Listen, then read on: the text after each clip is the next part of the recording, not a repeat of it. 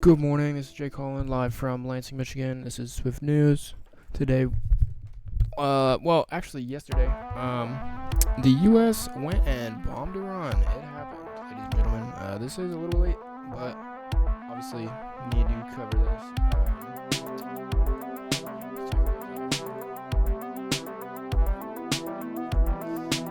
Let's take some older coverage. I just want to have something that's a little bit explanatory.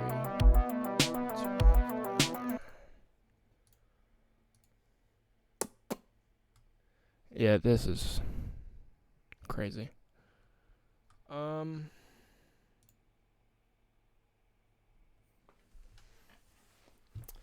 so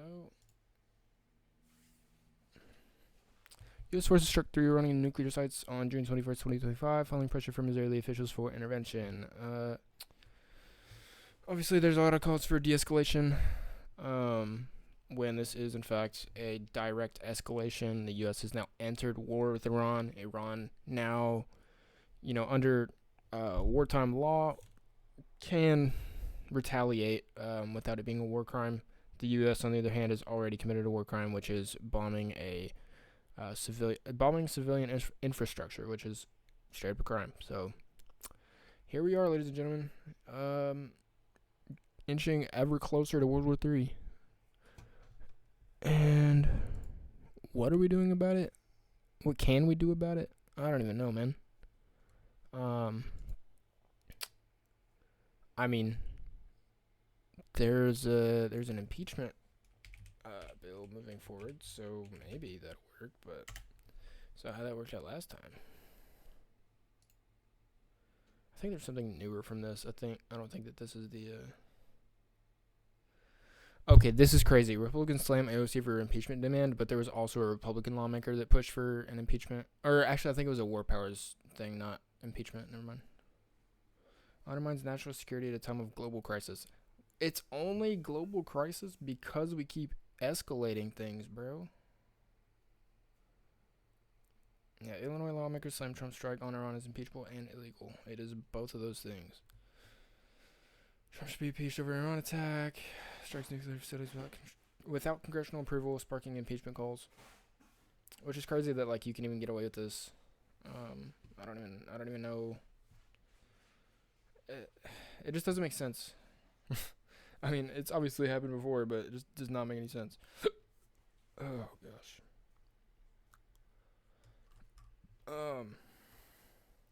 But yeah, I mean, just a scary time for sure.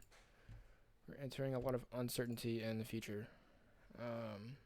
And of course, I mean, Israel is not letting up on Gaza either. They are continuing to kill people at the Gaza Humanitarian Foundation, which is it's a nonprofit set up by the U.S. government in cooperation with the Israeli government in order to lure Palestinians to a place where they have food, and then the IDF will then kill them. So direct, they're literally just luring starving people to these locations and then shooting them. And this is all going on while they're bombing Iran. So great stuff. I had this pulled up from a couple days ago. I had pulled it up to read on stream before the U.S. actually did anything, but just thought it would be interesting to read with a little bit of hindsight. Let's see. These states are acutely aware that any U.S. decision to join the war front will obliterate their already fragile neutrality. Their territories would then morph into frontline targets. Yep. As the U.S.-backed Israeli war on Iran escalates, Persian Gulf monarchies are attempting a delicate balancing act, preserving security, safeguarding energy exports, and sidestepping an open-ended war that could raise vital sectors like aviation and desalination, yet they remain ensnared in tightening web regional alignments and strategic dependencies that leave little room for maneuver. I mean, and this is, again, Russia. Let's see.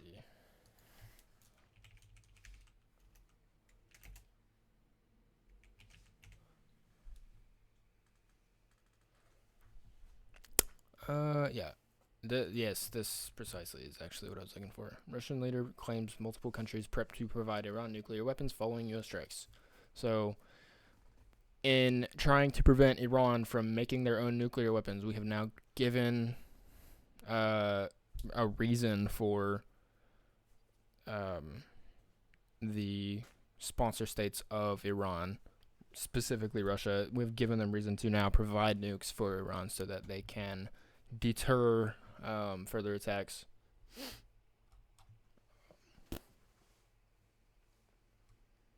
Which, obviously, this is not confirmed. This guy is not like... Yeah, he's a former president. He's not the current president. But, I mean, it's not to be ignored. It's not sound information, but it's to be paid attention to, for sure.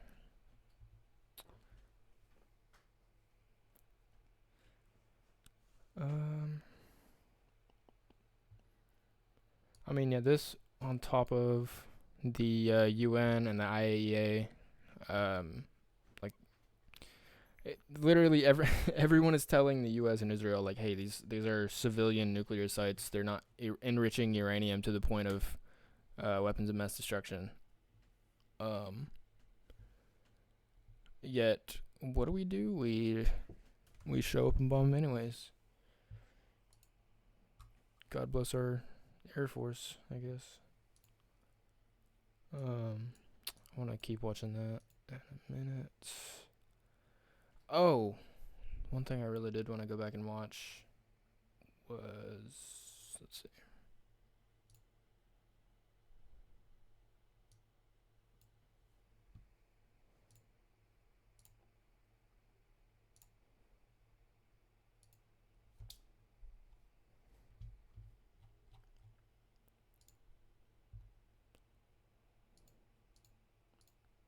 This was yesterday morning, so it was about, I believe, 12 hours after the attacks commenced, after the bombings commenced.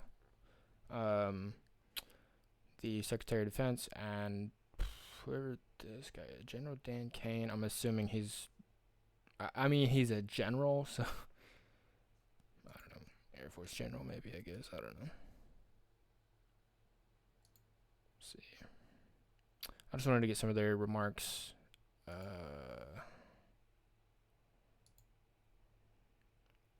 Iran's nuclear program, and as RSBN Live, it's 8:02 Sunday, June. Any of the let's go to Washington D.C.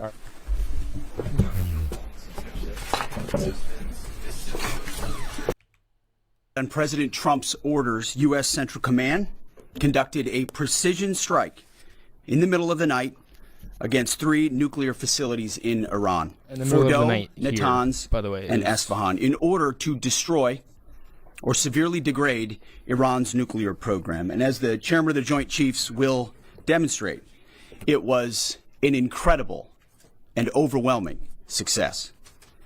The order we received from our commander-in-chief was focused, it was powerful, and it was clear. We devastated the Iranian nuclear program. But it's worth noting the operation did not target Iranian troops or the Iranian people. For the entirety of his time in office, President Trump has consistently stated for over 10 years that Iran must not get a nuclear weapon. That's Full not stop. what he said. Thanks to President Trump's bold 10 and years ago, he said that Iraq was a mistake, actually, which is essentially the opposite of what is going on now. It's the same situation. Oh, Iran is they're gonna have nukes, they're gonna have weapons of mass destruction. So we have to bomb them. visionary leadership and his commitment to peace Different through countries, strength. same bullshit. Iran's nuclear ambitions have been obliterated. Many presidents have dreamed of delivering the final blow to Iran's nuclear program, and none could until President Trump. The operation President Trump planned was bold, and it was brilliant. It was not brilliant. Showing the world that American deterrence is back. When this president speaks, the world should listen. And the U.S. military, we can back it up. the most powerful military the world has ever known. No other country on planet Earth could have conducted the operation that the chairman is going to outline this morning. Not I feel like even that's not close. True, but Just I mean, like we haven't Soleimani. seen. We haven't seen. Don't bring up Soleimani, bro. That was another L that they disguised as some great achievement of military might, and it was just stupid as hell. Found out in the first term. Iran found out when POTUS says 60 days that he seeks peace and negotiation, he means 60 days of peace and negotiation. Otherwise, that nuclear program, that nuclear capability will not exist. He meant it. This Bro, is not they were in peace talks. What you're conflating these two different issues. What the fuck are you talking previous about? administration. The President Trump said no nukes. He seeks peace, and Iran should take that path. He sent out a truth last night saying this: any retaliation by Iran against the United States of America will be met with force far greater than what was witnessed tonight. I mean, Signed, the President of the United States, Donald J. Are we gonna attack them after they block off the Strait of Hormuz? Is that what we're gonna do? Because that's not gonna fix anything. That's still gonna drive up gas prices, and I know it will. And Trump probably knows that he can't do anything to stop that. Aside from, I mean, we've already committed war crimes and are kind of getting away with it. So, I mean, we've been getting away with them for years, but I'm talking about the specific war crime that happened yesterday, or however many hours ago. I don't see it. I don't see a world where there aren't any consequences for what happened. And I mean, I would assume they're still sending missiles at Tel Aviv. Trump. Iran would be smart actually to heed those words. He's said it before, and he means it. I want to give recognition to the chairman of the Joint Chiefs of Staff, the Joint Staff, General Eric Kurilla at CENTCOM, who did a phenomenal job, he and his staff, all of CENTCOM. Policy across the board. This was a joint effort, and across the Pentagon effort. I want to recognize the pilots who flew those bombers, who flew those fighters, who flew those refuelers, warriors. I want to recognize the sailors on those destroyers, in those subs, on those carriers, warriors, all of them. I want to recognize our soldiers doing air defense, base defense, QRF, warriors, all of them. Every American involved in this operation performed flawlessly. And I want to give recognition to our allies in Israel as well. This is a plan that took months and weeks of positioning and preparation so that we could be ready when the President of the United States called. It took a great deal of precision. It involved misdirection and the highest of operational security. Our B-2s went in and out of downtown Tehran, of these nuclear sites, in and out and back without the world knowing at all.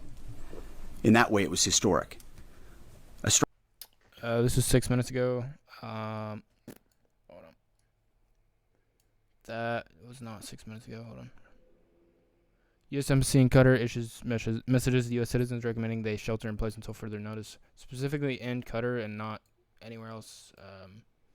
This could be, and let me. I don't know why it would just be Qatar. I mean, maybe there are some American vessels here that are under attack, because it's not. I mean, this is the choke point that is under, a potential threat of being closed off, or I think there's something to do with mining. I don't know, but I don't know what's going on in Qatar, but I guess we will find out, because that was, again, was only 6 minutes ago. strike that included the longest B-2 Spirit bomber mission since 2001 and the first operational employment of the MOP, a massive ordnance penetrator. The mission demonstrated to the world the level of joint and allied integration that speak to the strength of our alliance and our joint forces. As President Trump has stated, the United States does not seek war, but let me be clear. We will act swiftly and decisively when our people, our partners, or our interests are threatened. Iran should listen to the President of the United States and know that he means it, every word. Survivors of LDS church sex abuse are being heard and receiving compensation. Thanks to recent changes in the law, many people can now file legal claims, no matter how long ago the abuse happened. You don't need. I want to give congratulations to our Commander-in-Chief. It was an honor to watch him lead last night and throughout, and to our great American warriors on this successful operation. I think he's still got some orange on his lip. God bless our troops. God bless America. And we give glory to God for his providence and continue to ask for his protection. But Iran is the radical theocratic country. Got it. Makes sense. Turn it over now to the chairman for specifics. Thank you, Mr. Secretary. Thanks for recognizing all of our folks out there doing our nation's work, and nice to see everybody on this early Sunday morning. Last night on the President's orders, U.S. Central Command, under the command of General Eric Kurilla, executed Operation Midnight Hammer, a deliberate and precise strike against 3 Iranian nuclear facilities. This was a complex and high-risk mission carried out with exceptional skill and discipline by our joint force. I want to thank every service member, planner, operator that made this mission possible. Their actions reflect the highest standards of the United States Armed Forces. This operation was designed to severely degrade Iran's nuclear weapons infrastructure. It was planned and executed across multiple domains and theaters with coordination that reflects our ability to project power globally with speed and precision at the time and place of our nation's choosing. This was a highly classified mission with very few people in Washington knowing the timing or nature of this plan. I'll refer you to the graphic on the side as I walk you through some of the operational details. At midnight Friday into Saturday morning, a large B-2 strike package comprised of bombers launched from the continental United States. As part of the plan to maintain tactical surprise, part of the package proceeded to the west and into the Pacific as a decoy, a deception effort known only to an extremely small number of planners and key leaders here in Washington and in Tampa. The main strike package comprised of 7 B-2 Spirit bombers. 45 minutes ago, breaking. That's not what I meant to do. Iran's Parliament Speaker Mohammad Baghar Ghalibaf officially announces that Iran will suspend all cooperation with the IAEA. This could mean that they're making or receiving nuclear weapons, and further inspections would show that they now have weapons of mass destruction as opposed to nuclear civilian infrastructure. But again, this could just be because the U.S. bombed them.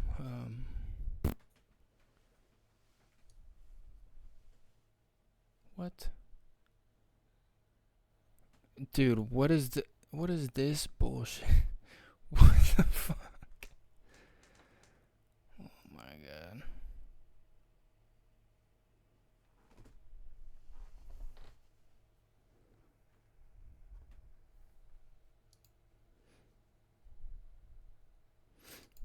Trump endorses regime change in Iran.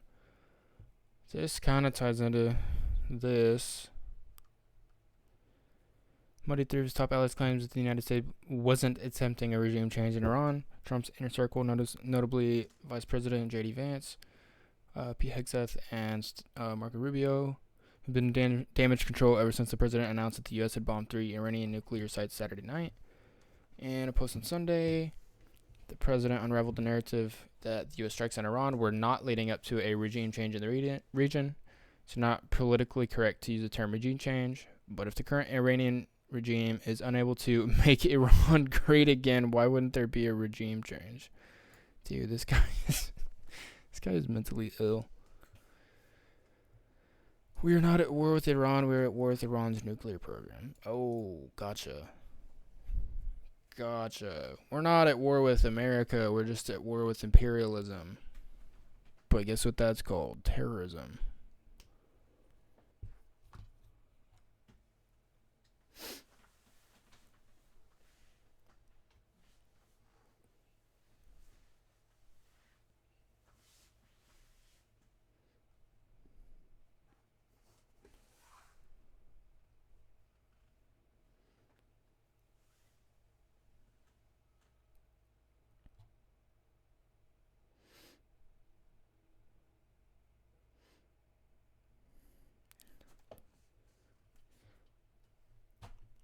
I don't know, man. Trump just be saying shit all the time. Each with 2 crew members, proceeded quietly to the east with minimal communications. Throughout the 18-hour flight into the target area, the aircraft completed multiple in-flight refuelings. Once over land, the B-2s linked up with escort and support aircraft in a complex, tightly timed maneuver requiring exact synchronization across multiple platforms in a narrow piece of airspace, all done with minimal communications. This type of integration is exactly what our joint force does better than anyone else in the world. At approximately 5 p.m. Eastern Standard Time last night, and just prior to the strike package entering Iran, a U.S. submarine in the Central Command Area of Responsibility launched more than 24 Tomahawk land attack cruise missiles against key surface infrastructure targets at Esfahan. As the Operation Midnight Hammer strike package entered Iranian airspace, the U.S. employed several deception tactics, including decoys, as the 4th and 5th generation aircraft pushed out in front of the strike package at high altitude and high speed, sweeping in front of the package for enemy fighters and surface-to-air missile threats. The strike package was supported by U.S. Strategic Command, U.S. Transportation Command, U.S. Cyber Command, U.S. Space Command, U.S. Space Force, and U.S. European Command. This game, you're not ready for it. As the strike package approached Fordo and Natanz, the U.S. protection package employed high-speed suppression weapons to ensure safe passage of the strike package, with fighter assets employing preemptive suppressing fires against any potential Iranian surface-to-air threats. We are currently unaware of any shots fired at the U.S. strike package on the way in. At approximately 6:40 p.m. Eastern Standard Time, 2:10 a.m. Iran time, the lead B-2 dropped 2 GBU-57 massive ordnance penetrator weapons on the first of several aim points at Fordo. As the president stated last night, the remaining bombers then hit their targets as well, with a total of 14 MOPs dropped against 2 nuclear target areas. All 3 Iranian nuclear infrastructure targets were struck between 6:40 p.m. and 7:05 p.m. Eastern Time. Again, that's about 2:10 in the morning. As he says that these sites were destroyed, according to Iran, let me find the tweet. Well, there are 2 actually. We're going to go through both of them. This is from the RGC. In the early hours today, criminal U.S. regime, in full coordination with the Zionist regime, carried out an illegal military strike on the peaceful nuclear facilities of the Islamic Republic of Iran, an unprecedented, blatant crime that clearly violates the UN Charter, international law, the NPT, and the fundamental principle of respect for national sovereignty and territorial integrity. Let's see. Yeah.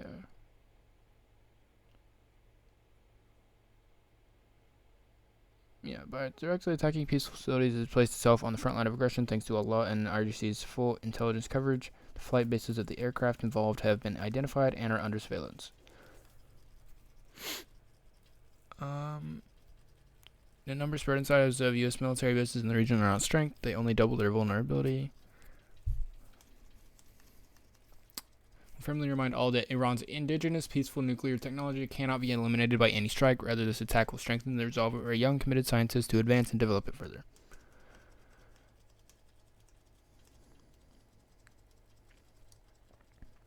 This is fire. Bars. In response to these aggressions, Operation True Promise 3, whose 20 waves the Zionists have already tasted, will continue with precision, purpose, and force against the Zionist regime's infrastructure, strategic centers, and interests. Today, U.S. terrorist assaults also entitles the Islamic Republic under legitimate right of self-defense to employ responses that lie beyond the aggressor's blocked, deluded calculations. The invaders must await regrettable responses. Relying on the power of Almighty Allah, following the directives of Commander-in-Chief, backed by a great nation, and supported by the Islamic Resistance Front and freedom seekers worldwide, we stand firm in defense of Iran's dignity and security. With God's favor, we shall witness history-making victories for Iran, the Iranian people, and the entire Muslim Ummah. I don't know what that means, but context clues. Don't threaten USA bases in Middle East. Bro, what the fuck? Oh my god. These people are crazy. And then there's a second tweet right after that. Oh, Jesus. Jump scare. Western feminism is dropping bombs on Iranian women so they don't have to wear a hijab. Exactly.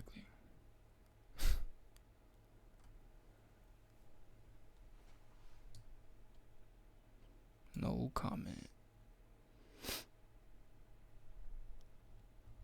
No comment, Peter. Urges UN action after U.S. Israeli strikes on nuclear sites, calls attacks barbaric and unprovoked.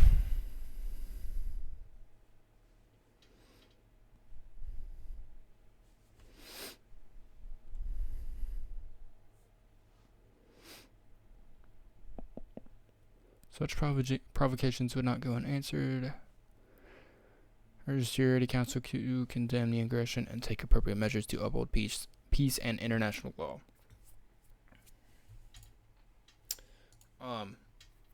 Yeah, I mean, I brought all this up to say that, at least from what Iran has said, their nuclear capabilities, whether it's civilian or military, their capabilities are not diminished due to these bombings.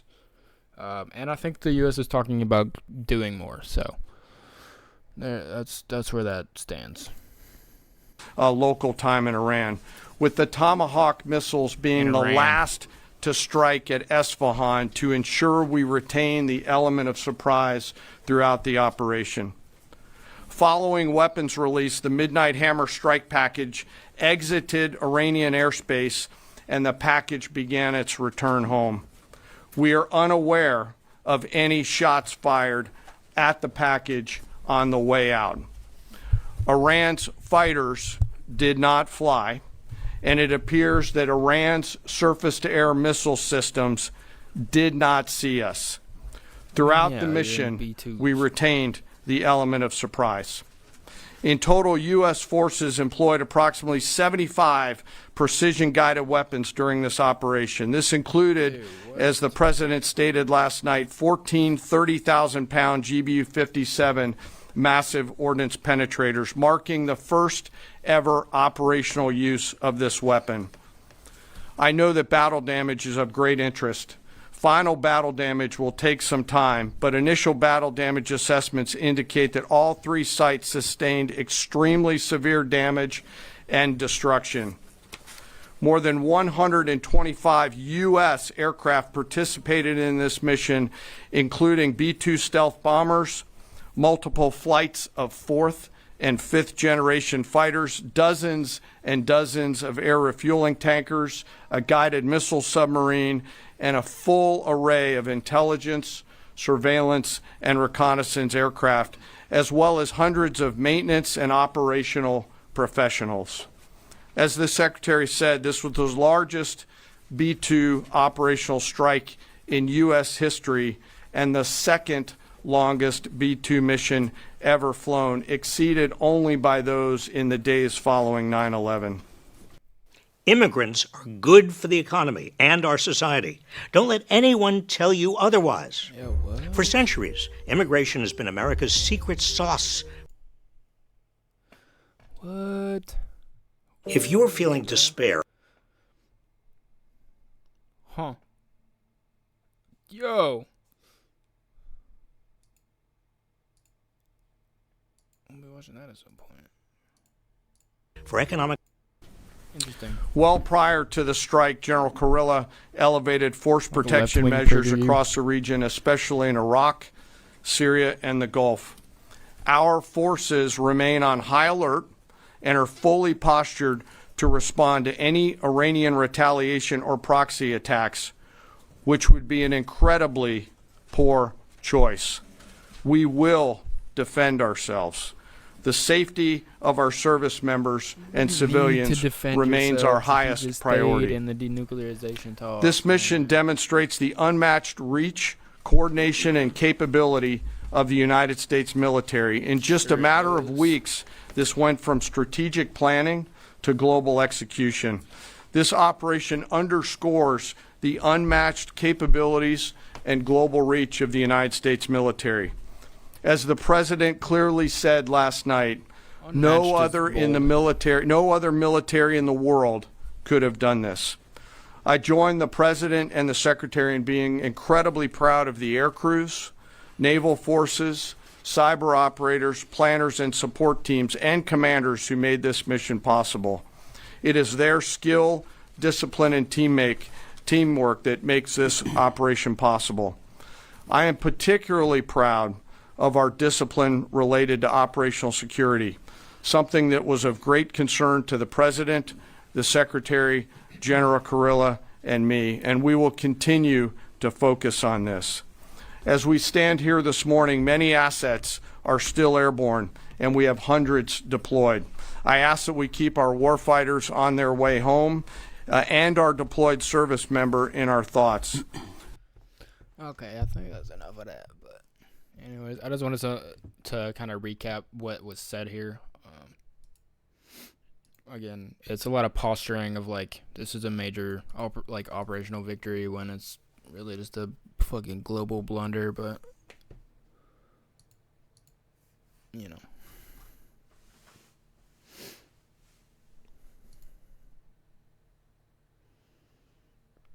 Yes, I did want to read this as well, so I'm glad this came up.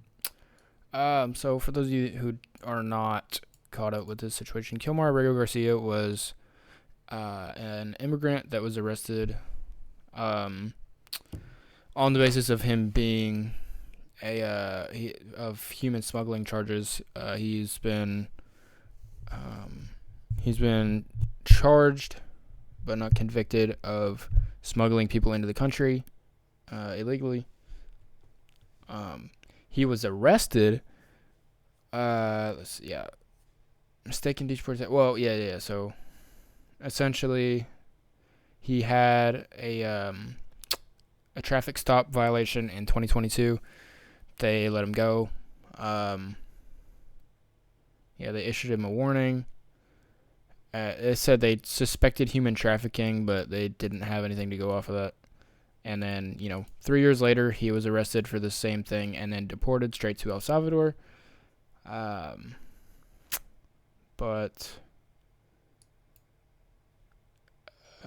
see,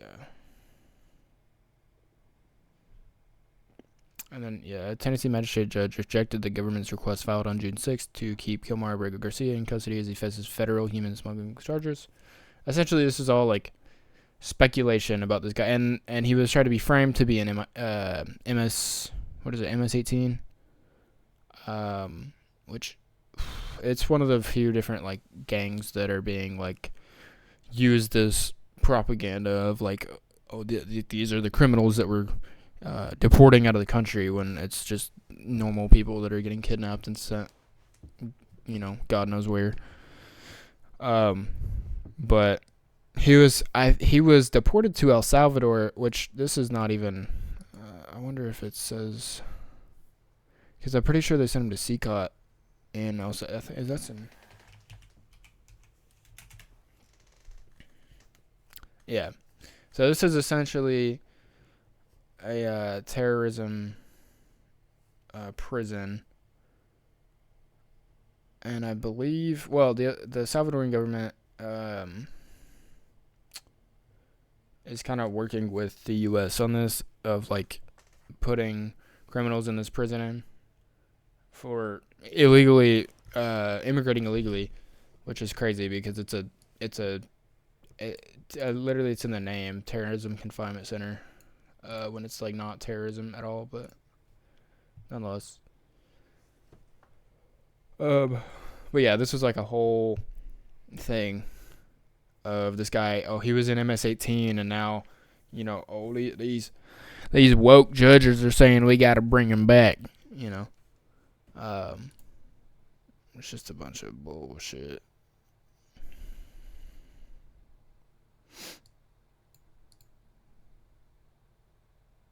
Separate civil immigration process, which of course is the entire litigation of every single person that they are kidnapping, is like they're now, and even people that are following to the letter what needs to happen in order to become an immigrant, a documented immigrant. They're in the process of getting their documents.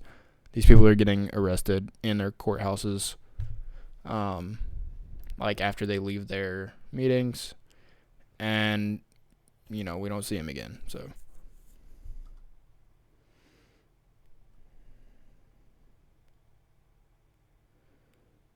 as feds prepare to detain him again. God. Yeah, ICE plans to detain him. So they're just like detaining people even though they're getting released and said that they're innocent. Just a bunch of Gestapo shit.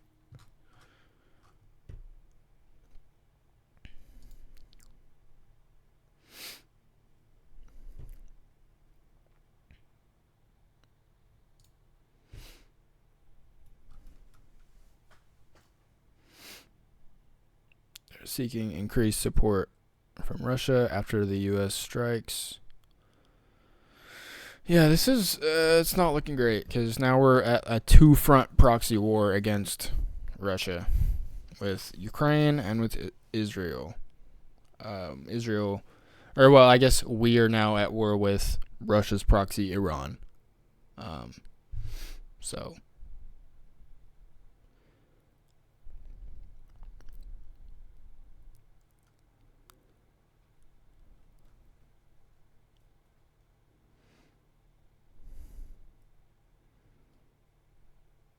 A large number of Russian-speaking people live in Israel. Yeah, I mean, of course they do, bro.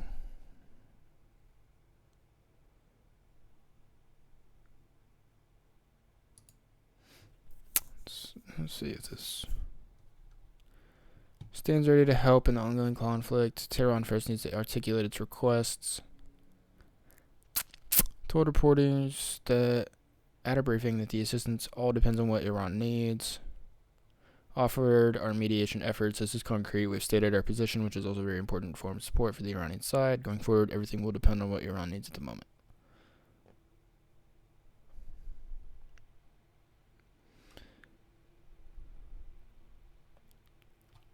Golly.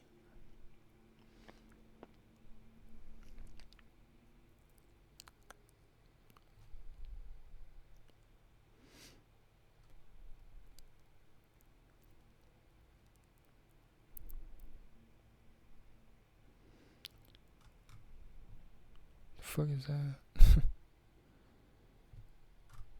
Yeah, it's just New Texas law. What? What is that?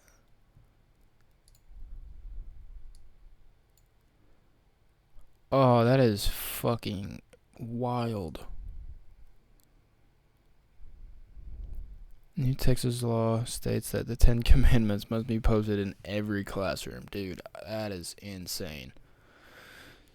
We are becoming another monarchy, dude.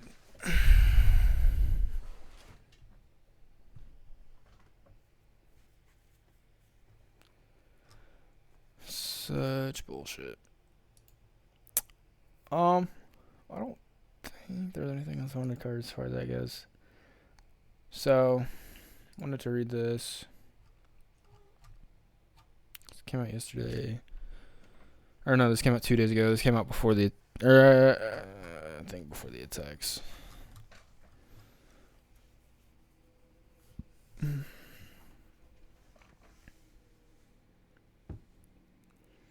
So yeah, essentially this is covering like the propaganda that the West has been doing, the manufacturing of consent that they are trying to belie to the people, and Israel saying that they're preemptively striking in defense of their country. There's an unmistakable imperial calculus. Over 200 Israeli aircraft participated in the opening barrage with deep penetration strikes and cyber warfare. So it's not a surgical strike to stop a bomb. It was a declaration of war, a bid to decapitate the Islamic Republic. So obviously Israel has stated that a regime change is their goal.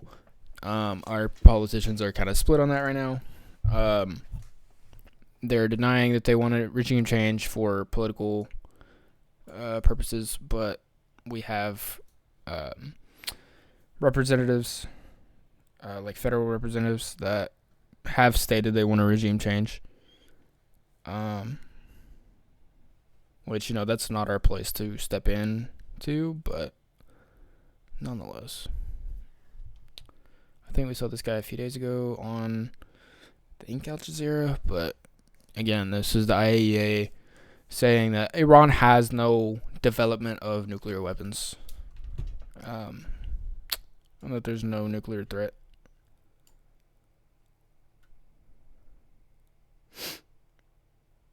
So yeah, Iran has been striking back.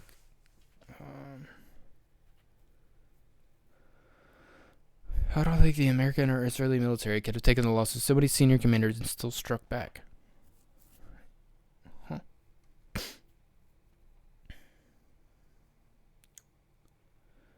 Yeah, so this is just noting Israel's acts of terror, their strikes on civilian sites, hospitals, dorms, and residential buildings using drone attacks, car bombs, and anti-tank guided missile strikes.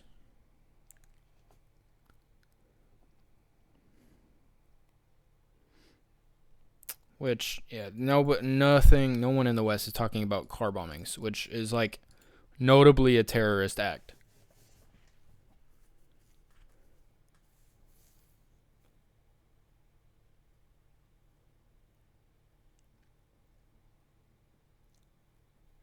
And yeah, the most ironic part of this is like Israel's posturing is like, oh, you know, we're pointing out the weaknesses of the Ayatollah, and the Iranian people will seek to align with us in pushing for a regime change. And the ironic part is that it's the exact opposite is true. They've only galvanized people that would be against Iran's current government, which is understandable. It's not, it's not the best, but at the same time, like, they are now not focused on that at all. They're now in direct opposition of both Israel and the U.S.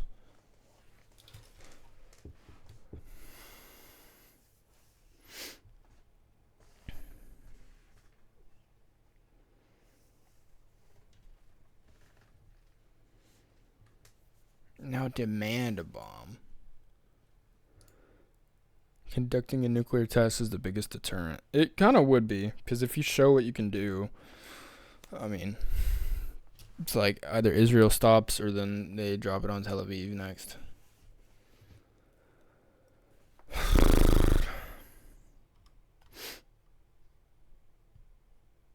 Yeah, and I mean, as far as I know, Iran has not slowed down their daily barrages. I mean, I can check.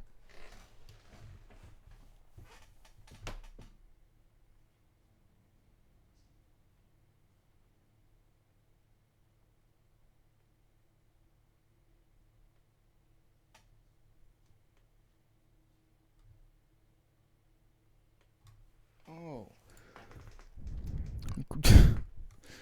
The one, of course, all the fucking idiots are getting happy about this. But I mean, it's Greg Abbott, but still. Yeah, I mean, this is actually a good idea because it is an entire chunk of economy. Obviously, I'm not a fan of Greg Abbott. He bends the knee to whatever Trump tells him to do. Did so last term, he's doing it this term, but nonetheless.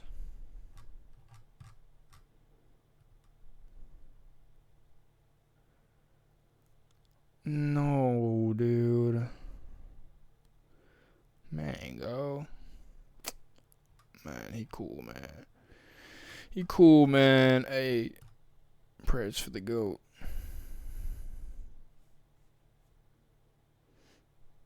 What the fuck? An Israeli drone dropped a stun grenade towards a family inspecting their home in South Lebanon. Dude, they're just still, like, committing war crimes everywhere else.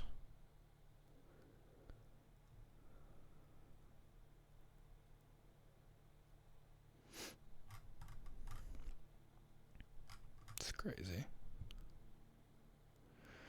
An Iranian response to the U.S. strikes is almost certain. God. Keep our troops safe. Huh. Interesting.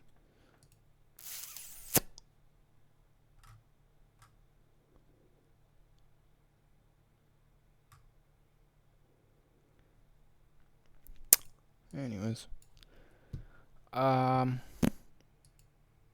Yeah, that's... I think I covered everything here that I wanted to, but... Again, this is not a one and done. Iran will most likely retaliate. I mean, we have a lot of troops in the region. Hopefully they all get home safe. Obviously, the Department of Defense has no regard for their safety. Pulling off a surprise, unprovoked attack. Iran is on the defense in both cases here, both against Israel and the U.S. They have done nothing internationally incriminating. Having a nuke is not a crime. And their sovereignty was denied them, and now they are defending themselves. Of course, I don't want any... I mean, I'm anti-violence at the end of the day, so... Obviously, if all of this could just end, that would be the most ideal situation, but, that's not realistic, but hopefully everyone makes it home safe. I do think that troops are pulling out of the region en masse. I don't think anyone's staying, so that's a good thing, but hopefully they all make it home safe. But I want to continue watching this guy be a fucking flounder. Ample of peace through strength. I wonder, is there anybody who was alive in 1989 who wouldn't trade that America for the one we live in now? There's not one person, I don't think. Oh, sure. But, just the basic metrics, debt, suicide rate, life expectancy. I wonder why, after that victory, America didn't thrive in the way that we thought that it would, that I thought that it would. My family was involved in that. We were very focused on it in my house. We won. And I wonder two things. Why didn't the United States kind of declare victory and make some sort of arrangement with Russia that allowed mutual prosperity rather than continuing a Cold War? And second, I wonder why the United States didn't get a lot better. Why don't we have better infrastructure? Why don't we have fewer homeless? Why do we have all these drugs? If we won, why does our country... I'm saying, Tucker. I'm saying, bro. It's all because of Reagan. Well, it's a lot of things, but Reagan's a big part of it. We look like this. I walked across from Union Station this morning, as you do, I'm sure, every day. And all those people lying in the street and sleeping outside. It's like, what is that? We're sorry to say it, but this is not a very safe country. Walk through Oakland or Philadelphia. Yeah, good luck. So most people, when they think about this, want to carry a firearm, and a lot of us do. The problem in this way, to be here, don't burn. Oh, I saw this game.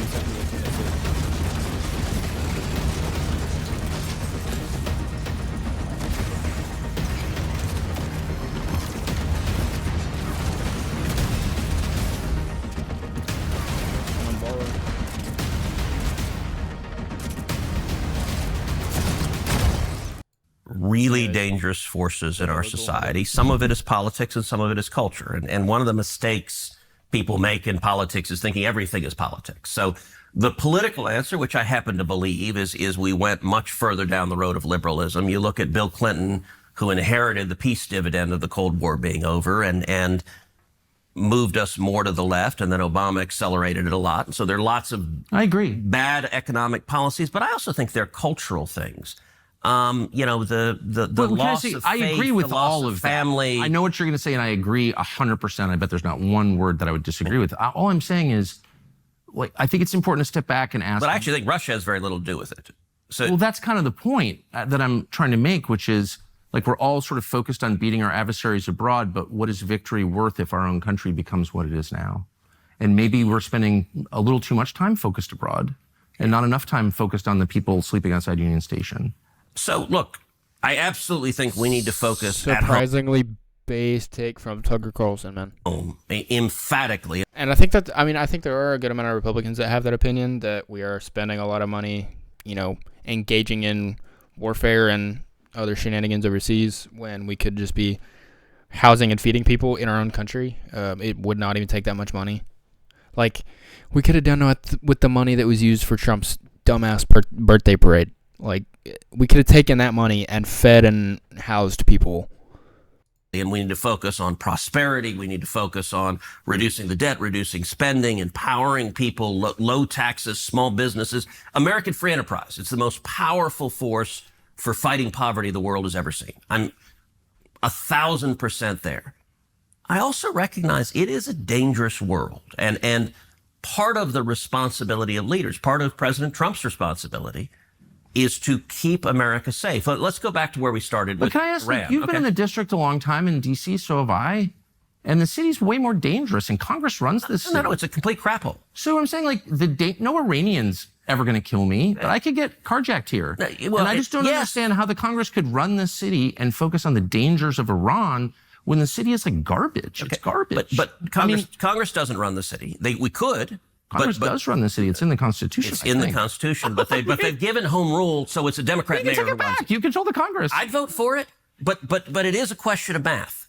Okay, but I'm just saying, like, why? How can people ignore? It's like, if my own kids are drug addicts, but I'm focused on my neighbor's kids, it's like I'm neglecting my own kids. And there's a sense in which the Congress is neglecting the country that elected them in favor of this relentless focus on other people's problems. That's the way it feels as an American. Look, there are lots of problems in America that we need to fix. Why is D.C. a pit? Because you have a mayor and a Democrat city council that won't let police officers arrest bad guys. And in every city you see across the country, whether it's New York, whether it's Chicago, whether it's L.A., whether it's San Francisco, if you have Democrats, we see the L.A. riots where they won't let people be arrested. All right. Then why not work in regime change here? Why not use the bully pulpit? I do. What do you think I do every day? I've never seen a Republican senator stand up and say, I just walked to work this morning over people dying of drug ODs. We're going to shut this place down unless they fix it. They're mad about Putin. Like, what did Putin do to Washington? Nothing. Look, in terms of regime change, let's talk this week. The riots in L.A., I've made very clear that the cause of those riots are Gavin Newsom and Karen Bass. And when you elect communists who hate America, who stop law enforcement from arresting criminals, you get what you get on the street. Amen, I agree. My in-laws are Californians, and they're wonderful people. Heidi grew up on the Central Coast of California. And I remember I was texting with my mother-in-law, and I think I sent her a video of criminals going to a store and just looting in California. And her response, she said something like, well, this is really terrible. I wish we could, it's a shame we can't do anything about this. Said, yes, you can. Go in and arrest them. Throw their butts in jail, put them in handcuffs, 100%. and it stops. Exactly. And so we know how to fix these things. And D.C. is, I think D.C. voted, if I remember right, 92% Democrat. Democrat policies don't work, and they destroy every community that they are in charge of. Then why don't Republicans assert their constitutional authority over the city? Don't they control the Congress? Yeah. Okay. Need to go back to something he just said, saying that like every city with a Democrat like mayor just destroys it. Like, man, half of those fucks are in the pockets of like the same people that Republicans are in the pocket of. I mean, Andrew Cuomo, literally, bro. I mean, he's not mayor, but you know what I mean. Like, he's paid by the same billionaires that paid Trump. And then you're gonna go turn around and be like, oh, New York City is, it's terrible. It's just a cesspit. Like, man, these guys don't. Their whole job is to keep the public at bay and just satisfy them with like identity politics, while keeping the rich, making them richer. I mean, that's most of the Democratic Party. So,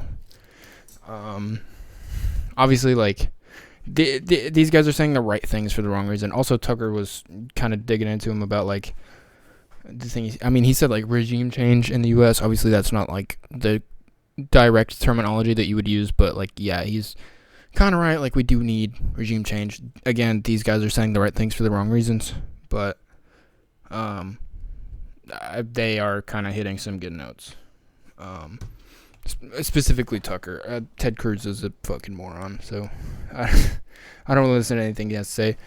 Tucker is a nut as well, but he is showing some impressive journalistic care in this interview, and I like to see it.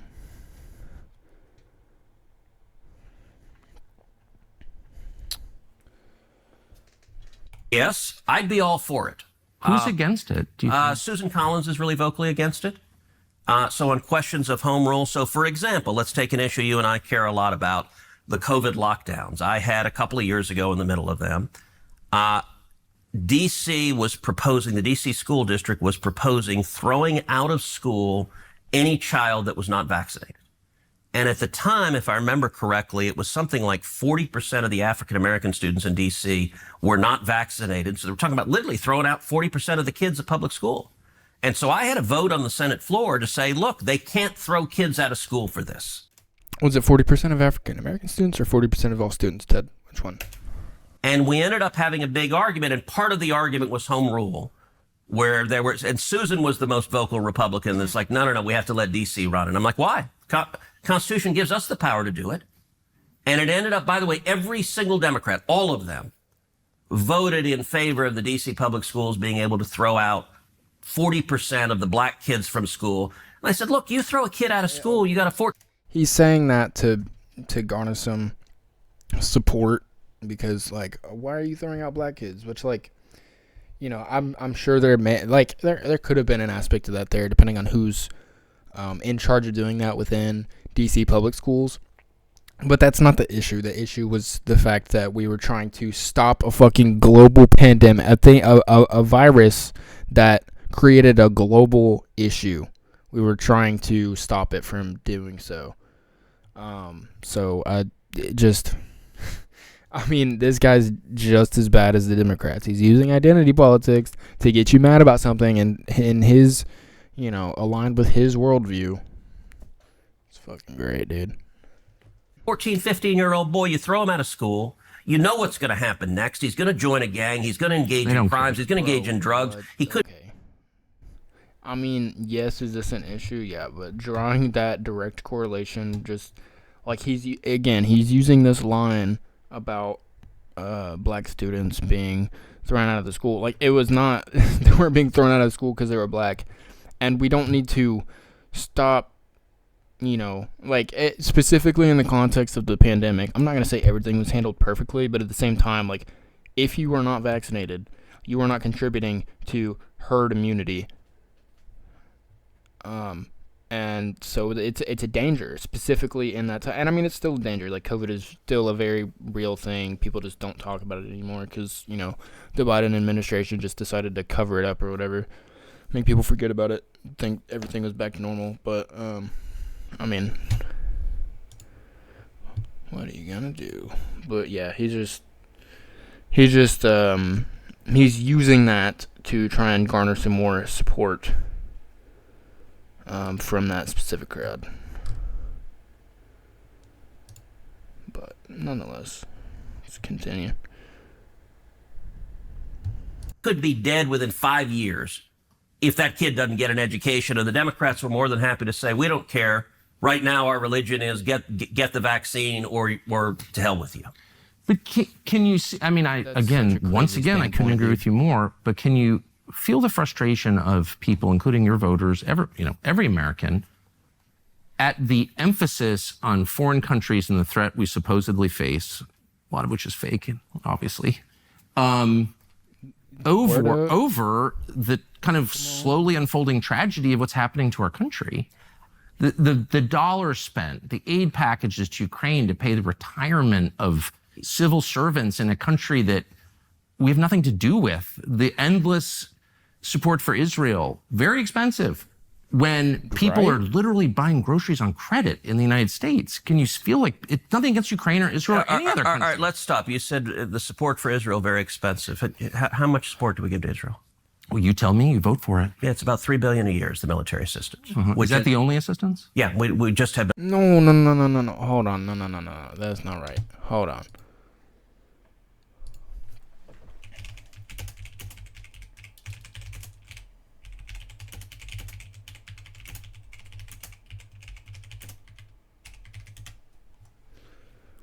Since October 7th,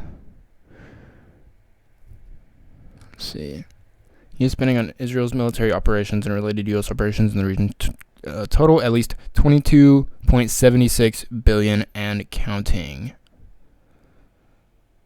Tedrick, what the fuck you? Military assistance. Israel does not have additional assistance. There's an MOU, a memorandum of understanding, and it's $3 billion a year.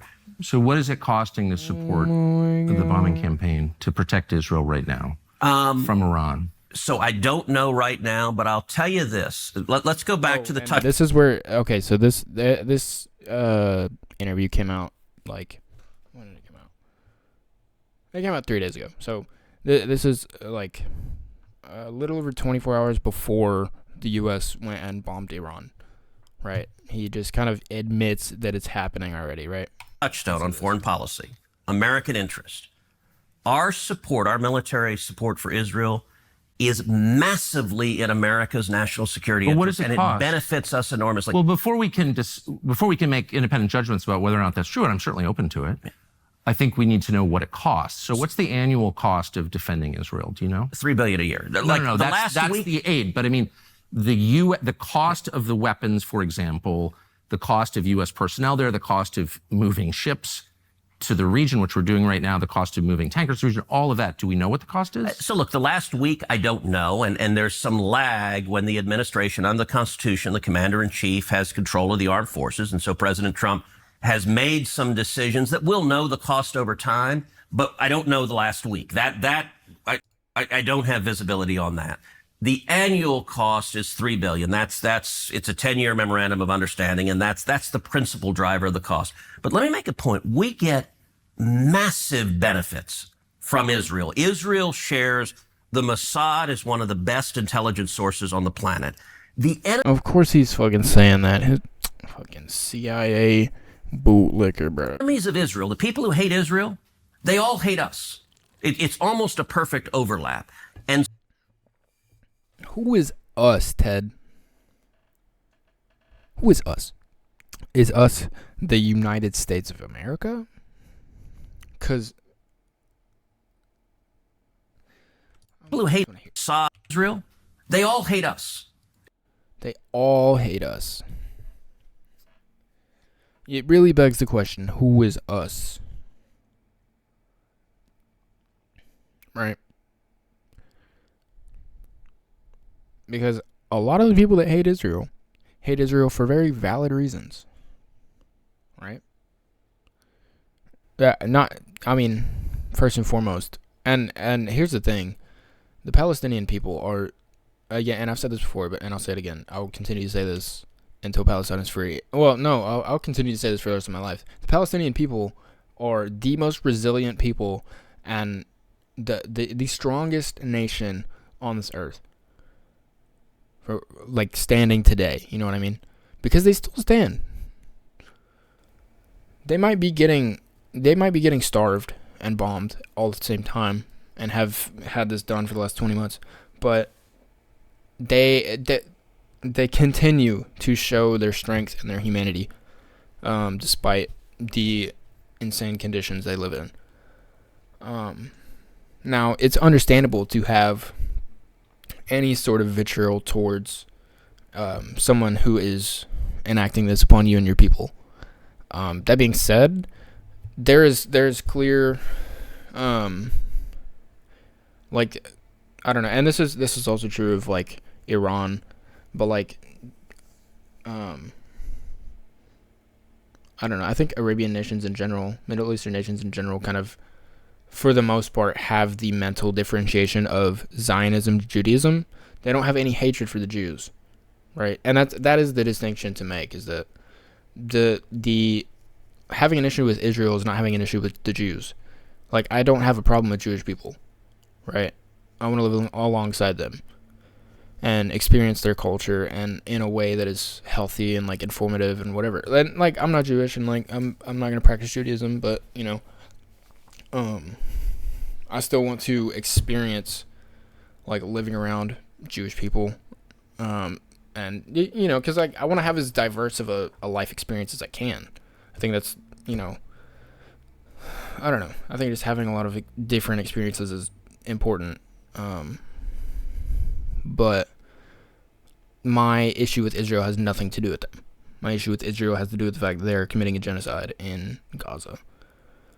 And so that is a distinction you have to make. And this distinction is made very historically by the Palestinian people. They have zero problem with the Jews. Their problem is with the Zionist forces, the occupation forces that have been stealing their homes and causing, just driving them out of their own country for the past, 78 years? That's the distinction to make. So if that is the group of people that hates Israel, that Ted Cruz is saying hates us is people that unfortunately do not have the capacity, or have not found the capacity, to wrap their head around the fact that just because the U.S. is allied with a country means we can't talk about the evil things that they're doing and address it and accept it and put an end to it. You know?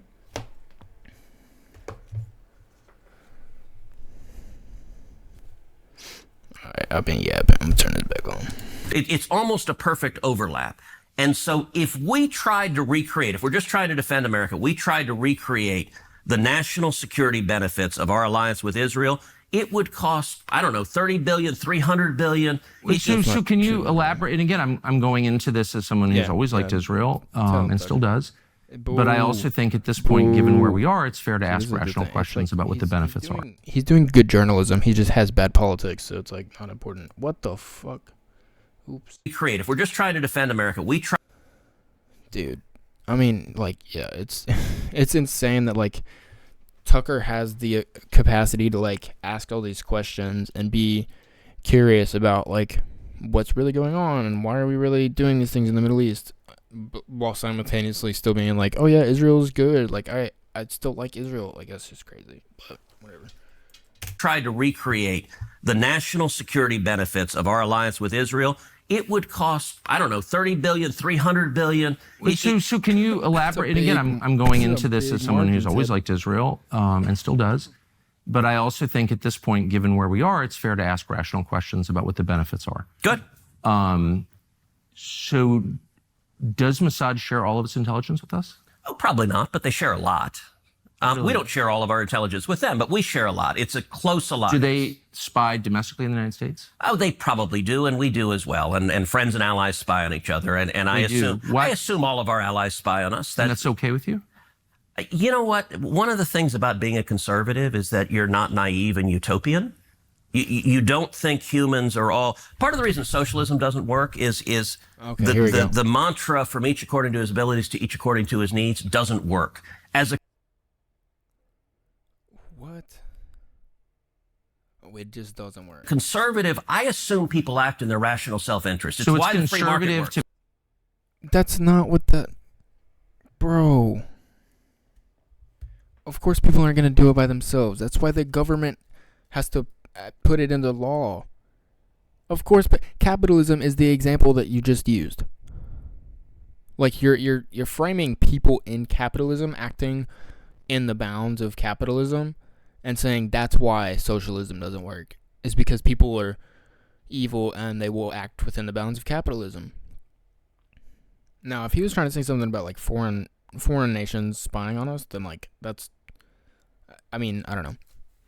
Whether he meant to or not, he self-reported on himself. He... I don't know what I'm trying to say there, but anyways. It's just a self-defeating statement. To pay people to spy on you? It's conservative to recognize that human beings act in their own self-interest, and every one of our friends spies on us, and I'm not... Do you like it? That's my question. I'm not asking whether they have motive to do it. Of course they do. I understand that, and by the way, I'm not mad at them. But you're an American lawmaker, so I just want to know. Hold on, I want to know your attitude. Yeah. You said that your guiding principle, in fact, the only principle, the only criterion. I said guiding, the overwhelming. I wouldn't say only. Is it in America's interest? Is it in America's interest for Israel to spy on us, including on the president? It is in America's interest to be closely allied with Israel because we get huge benefits for it, and you want to see the clearest. But I just want to stop on this line for a second. That it takes place, as you know, and including on the president of the United States and several precedents. And I just want to know if that's okay, and why is it okay? Wouldn't an American lawmaker say to a client state, "You're not allowed to spy on us"? I'm sorry, I know why you want to. I'm not mad at you, but you're not allowed to. Sure. And I don't care for it. I don't want to be spied on by you. Is that? It's kind of weird not to say that, but you don't seem able to say that.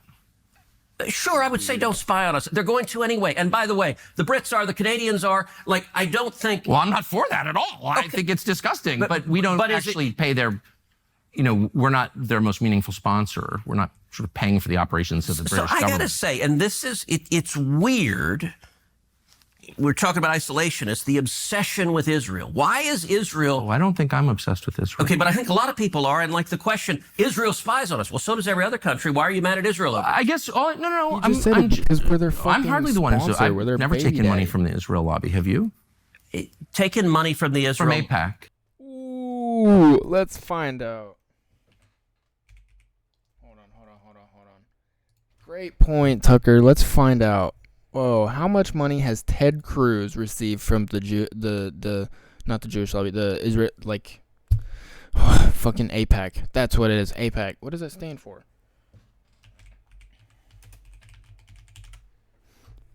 Let's see this account, this AIPAC tracker. Hold on.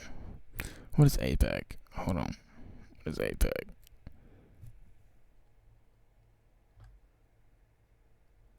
I forget what AIPAC stands for, but anyways. I saw Ted Cruz on here a couple days ago. I'm gonna find him.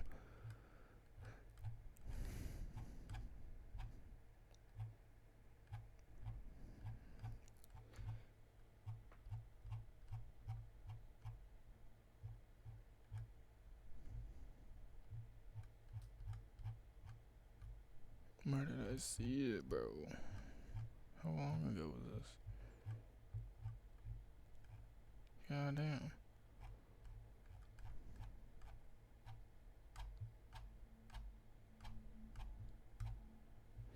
Hold on.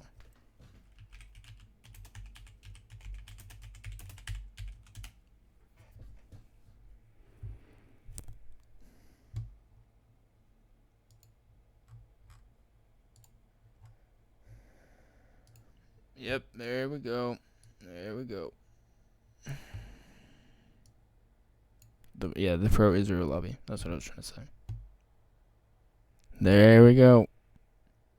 Ladies and gentlemen, Ted Cruz has received a whopping $1.432 million from the pro-Israel lobby. So AIPAC raises a lot of money for me, but it's actually a misnomer because the people who raise money are individuals. Right. So it's not the PAC itself, but they're individual members who believe in the American-Israeli friendship and relationship. Oh, those individual people raise money, right? So they have the money, and then they choose to spend it on making you their bitch. Active foreign lobby? Right. No, it's an American lobby. It's the AIPAC stands for the America-Israeli Political Action Committee. What does it lobby for? So, to be honest, not a whole lot effectively. Listen.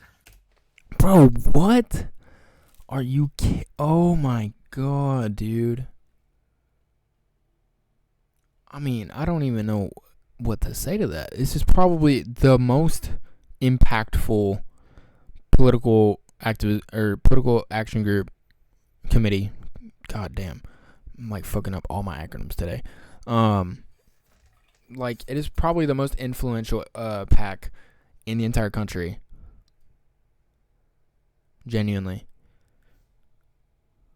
Like, especially as far as like information goes. That's their biggest like handle is on information, and then obviously like lawmaking, and like just the outward face of a lot of politicians, but nonetheless. I came into Congress 13 years ago with the stated intention of being the leading defender of Israel in the United States Senate. Great. And I've worked every day to do that. Oh my god, I did not know that. Oh, I hate this guy even more now. Dude. Look at the chapter name. How much money has Ted Cruz taken from AIPAC? And he's not going to say it. Even I bet Tucker's going to bring it up. I bet he has the number. AIPAC, a lot of times, AIPAC, I wish were much more effective. Like, there are folks online who are in the fever swamp of terrified of AIPAC, and AIPAC... I'm not terrified of AIPAC at all.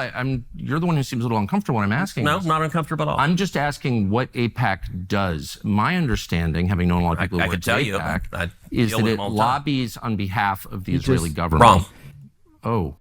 He just said that they don't do much. And then he's going to turn around and be like, oh, they do a whole bunch. I work with them all the time. Bro, what? You can't have it both ways, Tedrick. The fuck are you talking about, man? Okay. It's when was the last time AIPAC took a position that deviated from Prime Minister Netanyahu? All the time. Name one. Okay. Let me go back and give a little history. If you want to do a deep dive on AIPAC, I don't. I want to do a shallow dive that gets. No. I want to get to the core question. AIPAC is lobbying for a foreign government, and I don't. It's not. It's lobbying for the United States. It is lobbying for a strong U.S.-Israeli relationship. Okay. So it's not has nothing to do with the foreign government. It wants America and Israel to be closely allied. Dude, he is sweating, man. Okay, but it's lobbying on behalf of the interests of another country. So that's not true at all. And if it's not true. No. How much contact do you think AIPAC leaders have with the government of Israel? No idea. I imagine some. I think the government of Israel is often frustrated with AIPAC because AIPAC's not nearly strong. What is it? Wait. Oh, shit. Hold on. I gotta look something up real quick. Hold on. Look at this ugly ass dude. God damn. Oh my god. Actually, getting fatter kind of made him glow up a little bit because, like, it further hides this insane jawline. Like, what the fuck is this, bro? Sorry, I'm getting sidetracked. Yeah, damn.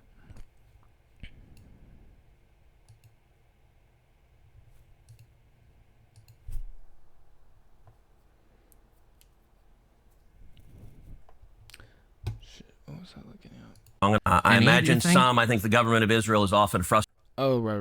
Hold on, I gotta look something up. Okay, I was looking into, like, the physicality of a liar, but I couldn't find anything, like, solid on, like, the way he's, like, moving right now. because I know he's lying. I know he knows all the shit that Tucker's asking him. He just doesn't want to talk about it. But I'm trying to like kind of decipher his movements. But I guess I don't know. I guess I'll just watch it. Frustrated with AIPAC Do you think because there's AIPAC's not nearly strong enough. Do you think there's any coordination between the government of Israel and AIPAC? Do they talk? Sure. If you're lobbying for more U.S.-Mexico trade, would you talk to people in the U.S. and Mexico and the government? Sure. Like if... So I'm not mad about that. There are a million countries that lobby Washington. I like a lot of those countries, including Israel. But AIPAC are Americans. They're not Israelis. Hold on. There are tons of Americans who lobby on behalf of foreign governments. I know them. I'm related to some of them. I know how it works. I'm from here. So my question is not, is it outrageous that foreign governments lobby the United States? They all do, okay, including Israel. My only question is, why don't we admit that is what's happening? You're denying it, but it's true. Yeah, and why you're saying is false. Why aren't they registered as a foreign lobby? Because they're not. They're not a foreign lobby. No, they're not. And this is there's a fever swamp. Look, it's not a fever swamp. These are very reasonable questions, and you've accused me of being obsessed with Israel, which I'm not. I actually haven't. I've said and of being isolationist feverish about it, which I'm not at all. I find it's a very tender spot when you ask it, and I don't know why. Isolationists are when earlier in the interview,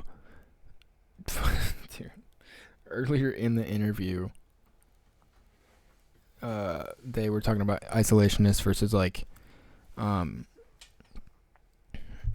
people that invade and do all that bullshit. But Tucker Carlson said he was an isolationist, so. I mean, he didn't even bring that up just now, but he's also like deflecting that when he did tell Tucker that he was obsessed with Israel, but nonetheless. Why? So, Tucker, all right, let's go back. Tucker. I was first elected to the Senate in 2012. I came in Obama's second term, and I actually saw AIPAC be badly wounded in a way they never came back from. And the second term is when Obama did the Iran nuclear deal. And the Iran nuclear deal, I think, was catastrophic. And AIPAC went all in lobbying against it. Yeah. And they failed. And I was the leading opponent of the Iran nuclear deal. Oh, I know. They definitely failed, yes. They failed. And what happened, the Obama White House told every Democrat, when I got here, there used to be real bipartisan support for Israel. That has largely disappeared. And it's the Obama nuclear deal that caused it, because the Obama White House told every Democrat, pick. You either stand with Israel or you're a Democrat and you stand with the Obama White House. And almost every single Democrat member of Congress said, I'm a Democrat first, to hell with Israel. And at that time. And then I watched as AIPAC, every one of those Democrats got reelected and AIPAC did nothing about it. And it dramatically reduced AIPAC's influence. I agree. I watched it happen. And by the way, I told AIPAC, I said, look, the analogy, if the NRA was supporting a bunch of politicians and cared about the Second Amendment, and you had politicians that vote to confiscate people's guns, and the NRA turned around and raised money for the people who voted to confiscate guns, you know what? No one would ever care what they said again. So you're making the case that AIPAC is not as powerful as people say it is, and I completely agree with you. I've watched that, and I'm not making the case that AIPAC is all powerful and they're running everything and putting fluoride in the water. I'm not making that case at all, because it's not true. I'm only trying to get to the question of what AIPAC is, and I don't think you're being straightforward about it. AIPAC is lobbying on behalf of the interests of a foreign country, and they're not registered. And you're saying, no, that's not true. You're saying that they don't coordinate with the Israeli government. Of course, I coordinate. Do they talk with them? I don't know what they do.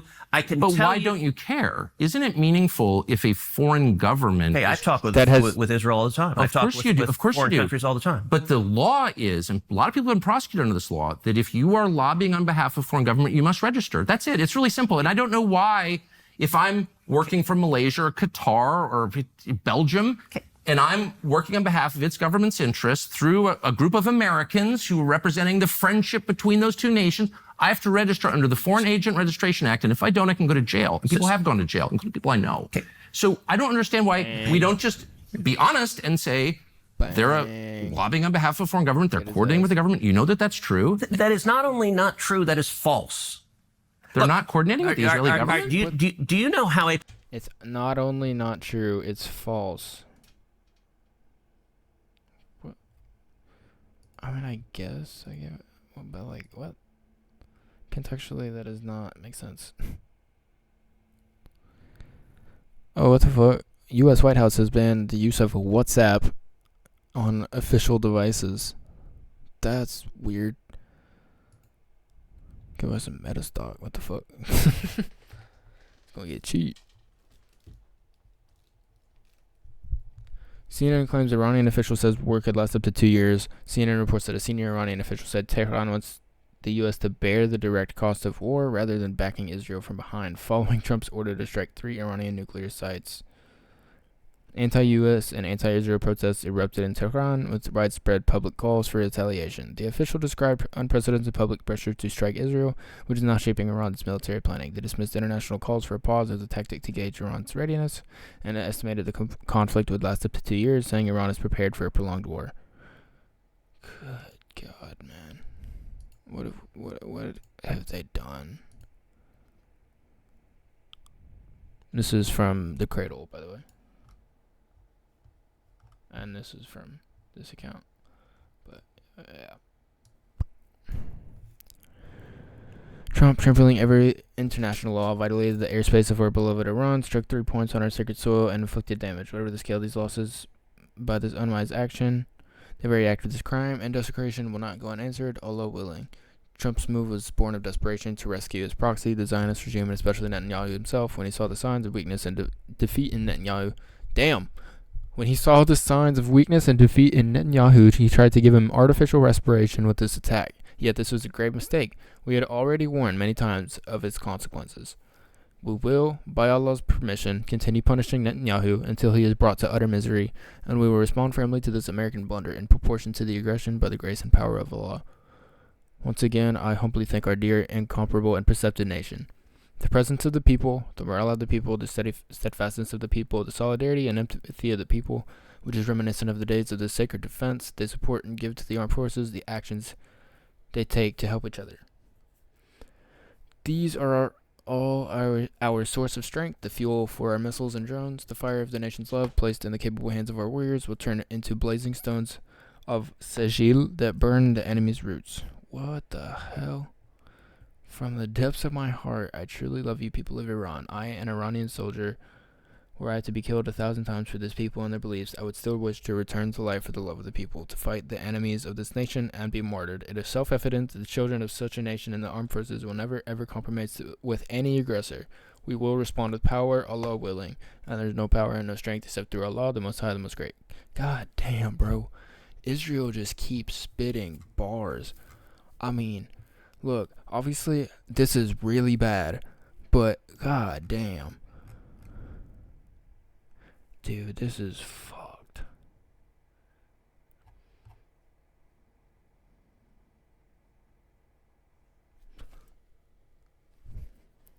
Shit is so scary, man. I don't know what to think.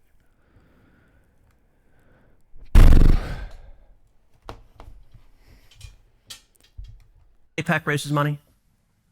What? For elected officials, like what they do, like what the actual mechanics is? I get that. I mean, they go to people who are sympathetic to Israel and raise money and then send it to candidates who agree with them. So what they'll do is, so in my last election, AIPAC endorsed me. And they'll host a fundraiser. And they'll host a fundraiser in Dallas or Houston or Atlanta or New York or LA. And they'll do a fundraiser and they'll get someone who will host it. And it's usually a business owner, lawyer, doctor, someone who hosts it.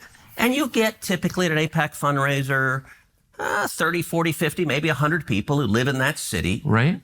Who care about a strong U.S.-Israel relationship. Yeah. And if they have, 50 people, each of them writes a $1,000 check, and you raise $50,000. Yeah, I've been to an AIPAC fundraiser. Okay. I know what it looks like. But that is not, and by the way, there's no representative of the Israeli government there. You have, when you're in Dallas, you're meeting with... This is such a false and silly conversation. I know all this. The question is are AIPAC's goals shaped by the goals of the Israeli government to any extent? Okay, that's a really different simple from question. lobbying on behalf of. It's a simple question. Are AIPAC's goals shaped by the goals of the Israeli government? And I'm just going to ask you that question straightforwardly. And if you say no, I think we both know that's not true. Hey, are they shaped by?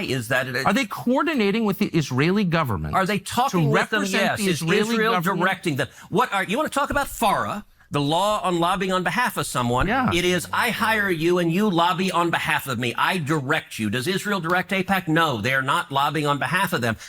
Do they care about them? Yes, but... Do you think that, it's just interesting because what you're now describing in a very defensive way, I will say, is foreign influence over our politics. No. And you began, and it's so transparently obvious to everybody. I don't know why you would be embarrassed of it. You've said that you are sincerely for Israel. I believe you. I don't think you have some weird agenda. You seem to be sincere. By the way, Tucker, it's a very weird thing. The obsession with Israel, when we're talking about foreign countries, it's hardly an obsession. You're not talking about Chinese, you're not talking about Japanese, you're not talking about the Brits, you're not talking about the French. The question, what about the Jews? What about the Jews? Oh, like I'm an anti-Semite now. Senator, you're asking the questions, Tucker. You're asking, why are the Jews controlling our foreign policy? Senator, that's what you just asked. Hardly saying that, and I have That is exactly what you just said. Well, actually, I can speak for myself and tell you what I am saying. Good. On behalf not simply of myself, but on of my many Jewish friends who would have the same questions, which is to what extent, and it's interesting you're trying to derail my questions by calling me an anti-Semite, which you are. I did not. Of course you are. And rather than be honorable enough to say it right to my face, you are in a sleazy feline way implying it, or just asking questions about the Jews. I'm not asking questions about the Jews. There's nothing to do with Jews or Judaism. It has to do with the foreign... Damn. Even Tucker knows, bro. Government. Isn't Israel controlling our foreign policy? That's not about the Jews. You said, I'm asking you... And by the way, you're the one that just called me, I think, a sleazy feline. So let's be clear. It's sleazy to imply that I'm an anti-Semite, which you just... You can't get mad at him. He's right. Just did. No, I just said... You're the sleaziest motherfucker on the face of this planet, bro. Look at you. You're so fucking sleazy. Shut up. Why is that the only question you're asking? You answer it. Give me another reason. If you're not an anti-Semite, give me another reason why the obsession is Israel. I am in no sense obsessed with Israel. We are on the brink of war with Iran, and so these are valid questions. But you're not asking about Iran or the Ayatollah. If I can finish, you asked me why I'm obsessed with Israel. Yep. 3 minutes after telling me that when you first ran for Congress, you elucidated one of your main goals, which is to defend Israel. Yes. And I'm the one who's obsessed with Israel. I don't see a lawmaker's job as defending the interests of a foreign government, period. Okay. Any government, including the ones that my ancestors come from. Damn. So that's my position. That does not make me an anti-Semite. And shame on you for suggesting otherwise. And I mean that. And that's low, and you know it's low. So why don't you just answer my questions I'll in a answer any straightforward, rational way? You certainly have the IQ to do it. So shame on you is cute, by the way, Tucker. It is. It's not cute. I'm offended. I'm obsessed with the Jews. You just told me you just called me a sleazy feline. It is sleazy to imply that I'm an anti-Semite for asking questions about how my government is run. You want to count how many questions you asked about? What about the Jews? What about Israel? What about AIPAC? I never asked about the Jews. This has nothing to do with the Jews, whatever that means. This has to do with a foreign government. And once again, shame on you for conflating the two. They have nothing to do with each other. I'm talking about the influence of Israel and Jews have nothing to do with each other. Yeah, and yes. Oh my God. Yes, they have nothing to do with each other. Like nothing. That's what they want you to think, but they have nothing to do with each other. All Jews, or an attack on all Jews, which I am not, nor would I ever be undertaking now. I'm not attacking anybody. By the way, that's who Iran wants to kill, is all the Jews and all the Americans. And I'm totally opposed to that, okay? But now, because except you don't want to do anything about it. Decisions need to be made. We can talk about those decisions. And I plan to. Good. But I just want to get a sense of whether you think, having described yourself as an America First person whose only criterion for judgment on foreign policy is America's national interest, to what extent you're influenced by a foreign government, which gives you a lot of money through its lobby, and you're claiming this has nothing to do with the foreign government. They're not coordinating. Yes, they're spying on us, but it doesn't bother you. And I'm sort of wondering, like, what is this? This is one of the weirdest conversations I've ever had. I'll tell you what, and I'll answer any question you like, but let's try to... Are you going to call me an anti-Semite again, or no? Let's try to ratchet down the temperature a little. You're the one who went to motive. I'm asking honest questions. I'm just asking questions. Yes, that's it. That is what I'm doing. Let's try to ratchet down the temperature a little bit. Okay. Picture the house of your dreams. Maybe it's from. It's a great movie. It's actually a fun. See an Eddie Murphy movie called The Distinguished Gentleman? No. It's a great movie. It's actually a fun comedy about politics. And Eddie Murphy in the movie is a con man who gets elected to Congress. And he's literally a con man who, the congressman dies, he has the same name, and so he runs and they get elected. And there's a scene in the movie where Eddie Murphy is a freshman member of Congress, and he's sitting down with a sleazy lobbyist. And he's asking the lobbyist, all right, what should my positions be on, I think they were talking about power plants and electrical transmission lines. And the lobbyist's like, well, what do you believe? And Eddie Murphy, the con man, said, I don't care. Whatever gets me the most money. I'll do whatever gets me the most money. And the lobbyist says, no. Pick a side. Doesn't matter what you pick. If you pick one side, we'll go shake down everyone who supports that side and they'll give you money. If you pick the other side, that's fine. We'll just go to the other side and shake down that. That's a little bit the way it works. And you often get leftists in the media who say, for example, if you support the Second Amendment, as you do and I do, well, you're just bought and paid for by the NRA. And that actually is backwards. I believe in the Second Amendment because I believe in the Constitution. Now, am I proud that the NRA supports me? Sure, because people who care about the Second Amendment want to support leaders who fight for it. But it gets it backward. Look, AIPAC, when I ran for the Senate, AIPAC didn't support me. I supported Israel before they supported me. I'm happy to have their support because they share my objective. No, but you're missing it. I'm not suggesting that you're bought and paid for. I'm not saying that. I want to go back and take sincere. I want to go back and take the transcript because you just said a minute ago, I'm slightly paraphrasing, but are you lobbying for a foreign government because they pay you a lot of money? That's basically what you said. So you are suggesting that. Let me just be clear about what I think. Your views seem totally sincere. Yes. You take money from people who agree with you. Yeah. I believe that. I take money from people who disagree with me. I'm only trying to get to the question of to what extent is the U.S. government influenced by other governments? And it's a lot. Of course. It's hardly just Israel. It's hardly just Israel. I don't think Israel's the main one. There are lots of governments. China is a massive influence on this city. And it's a huge problem. As you know, I couldn't agree more. And there are lots of other. The UK, which is a truly sinister place, in my opinion, as a ethnic Brit, I can say. I think that's my view. Maybe you disagree. I think they're on the wrong path. I love the Brits, but their government has gone off the rails. Without even getting into that. I'm just saying I don't think Israel's the only one. But it's the only one where you're instantly called an anti-Semite for asking questions. And it's also the only government that no one will ever criticize. Right. And I find criticize Israel every minute of every day. Like the only government. He's saying that no one that can do anything about it will criticize the Israeli government. That's what he's saying, Tedrick. God damn. That people will not criticize.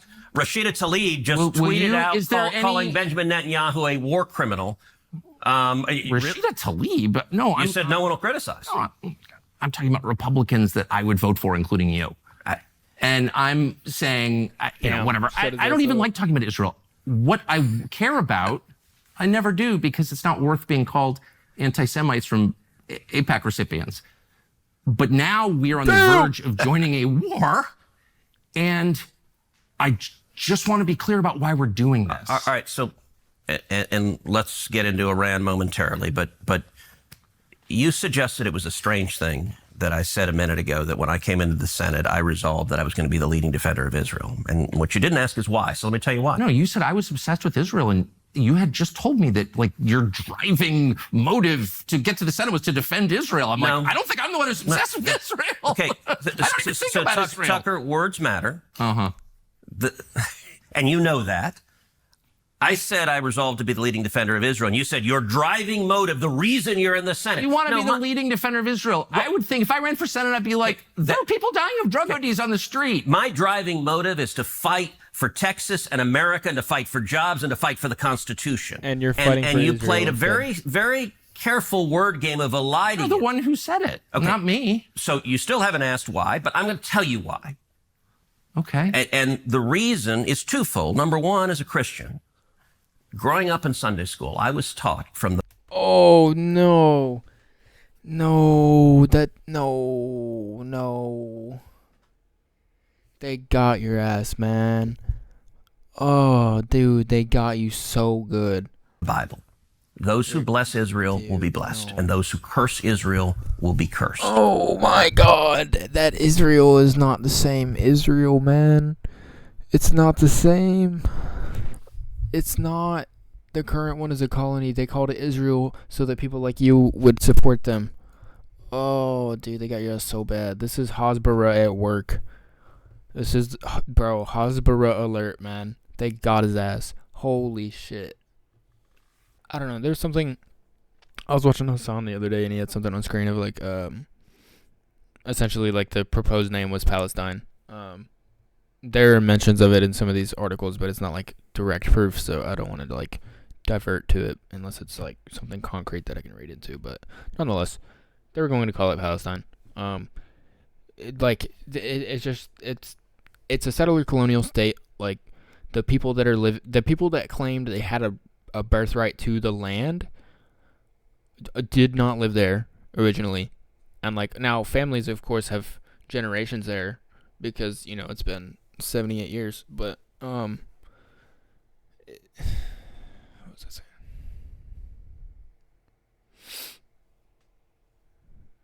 Yeah, I mean it has been Palestine for thousands of years.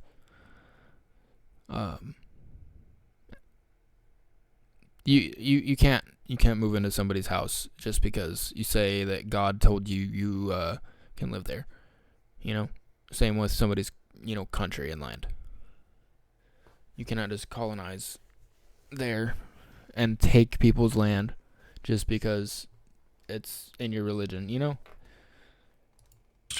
And from my perspective, I want to be on the blessing side of things. Of those who bless the government of Israel? Those who bless Israel is what it says. It doesn't say the government of, it says the nation of Israel. So that's in the Bible. As a Christian, I believe that. Where is that? I can find it to you. I don't have the scripture off the tip of my... You pull out the phone and use the Google. It's in Genesis. But so you're quoting a... Damn. Oh, damn. Bro. Why is he on a fucking roll? Hold on. I believe that. Where is that? I can find it to you. I don't have the scripture off the tip of my... You pull out the phone and use the Google. It's in Genesis. But so you're quoting a Bible phrase. You don't have context for it and you don't know where in the Bible it is, but that's like your theology? I'm confused. What does that even mean? Tucker. I'm a Christian. I want to know what you're talking about. Okay.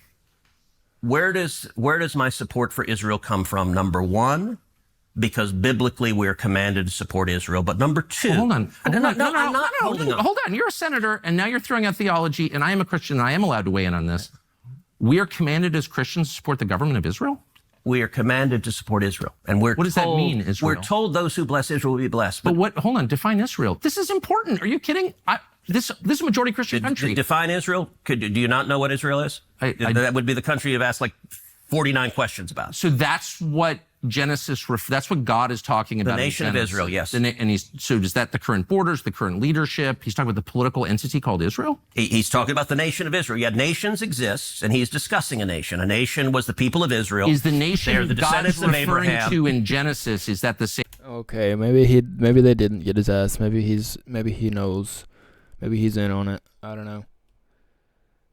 Dude, part of me thinks that Ted Cruz isn't smart enough to like fully back all this shit like knowingly, but he might be. I don't know. Same as the country run by Benjamin Netanyahu right now? Yes. It is. Okay. And by the way, it's not run by Benjamin Netanyahu as a dictator. It's a democratic country that elected... Dude, yeah, he's just doing Hillsborough right now. That's crazy. Dude, he's like... He's not a dictator, like, at all. He's definitely not a dictator. Like, bro, what the fuck? He didn't say that. Bro, this is insane. Dude, Ted Cruz is such a piece of shit. But he's the prime minister, right? What? But just like, you know, America is the country run by Donald Trump. No, actually, the American people elected Donald Trump. The same principle This is silly. I'm talking about the political entity of modern Israel. Yes, and that is You believe Israel. That's what God was talking about in Genesis. I do, but that country's existed since when? For thousands of years. Now, there was a time when it didn't exist, and Yep. it was recreated just over 70 years ago. I'm saying, I think most people understand that line in Genesis to refer to the Jewish people, God's chosen people. That's not what it says. Okay, Israel, but you don't even know where in the Bible it is. So I don't know if we can... I don't remember the scriptural citation. But, okay, I keep... It's like Genesis 16 or something like that. But yes, it's in the earlier part of the book. But the point is... All right, Tucker, you keep interrupting me before I finish my sentence. It's just important to know what you're talking about. I don't know what you're... So you're saying as a Christian, if I believe in Jesus, I have to support the modern state of Israel? No, I'm not saying that. I'm explaining for me what my motivation is. But okay, so I'm just trying to understand. You said God tells you to support the modern state of Israel in the Bible, in some place in the Bible that you heard about, but you don't know where it is. That's your theology? You're going back, am I a sleazy feline again? I mean, if you accuse me of anti-Semitism again, I will say that, but I don't think you will. Try to be a little less condescending. I'm trying to have a conversation. Condescending. You're throwing this stuff out, and it's my job to figure out what you're talking about. Okay, but I don't understand. But you're not letting me. Okay. I'm sorry. I want to be polite. That is, for me, a personal motivation. But I also, what I was about to say, I don't believe my personal faith, not everyone who I represent is a Christian. It's not an argument for me to give that we should do this because of my faith. And so as an elected official, I don't give that as the reason we should support Israel. That is a personal motivation for me, but I don't think it is the reason we should. The reason that I am the leading defender of Israel is because Israel is our strongest ally in the Middle East, an incredibly troubled part of the world, and supporting Israel benefits America. And that's definitely what it is, Ted. Yeah, for sure. For sure, man.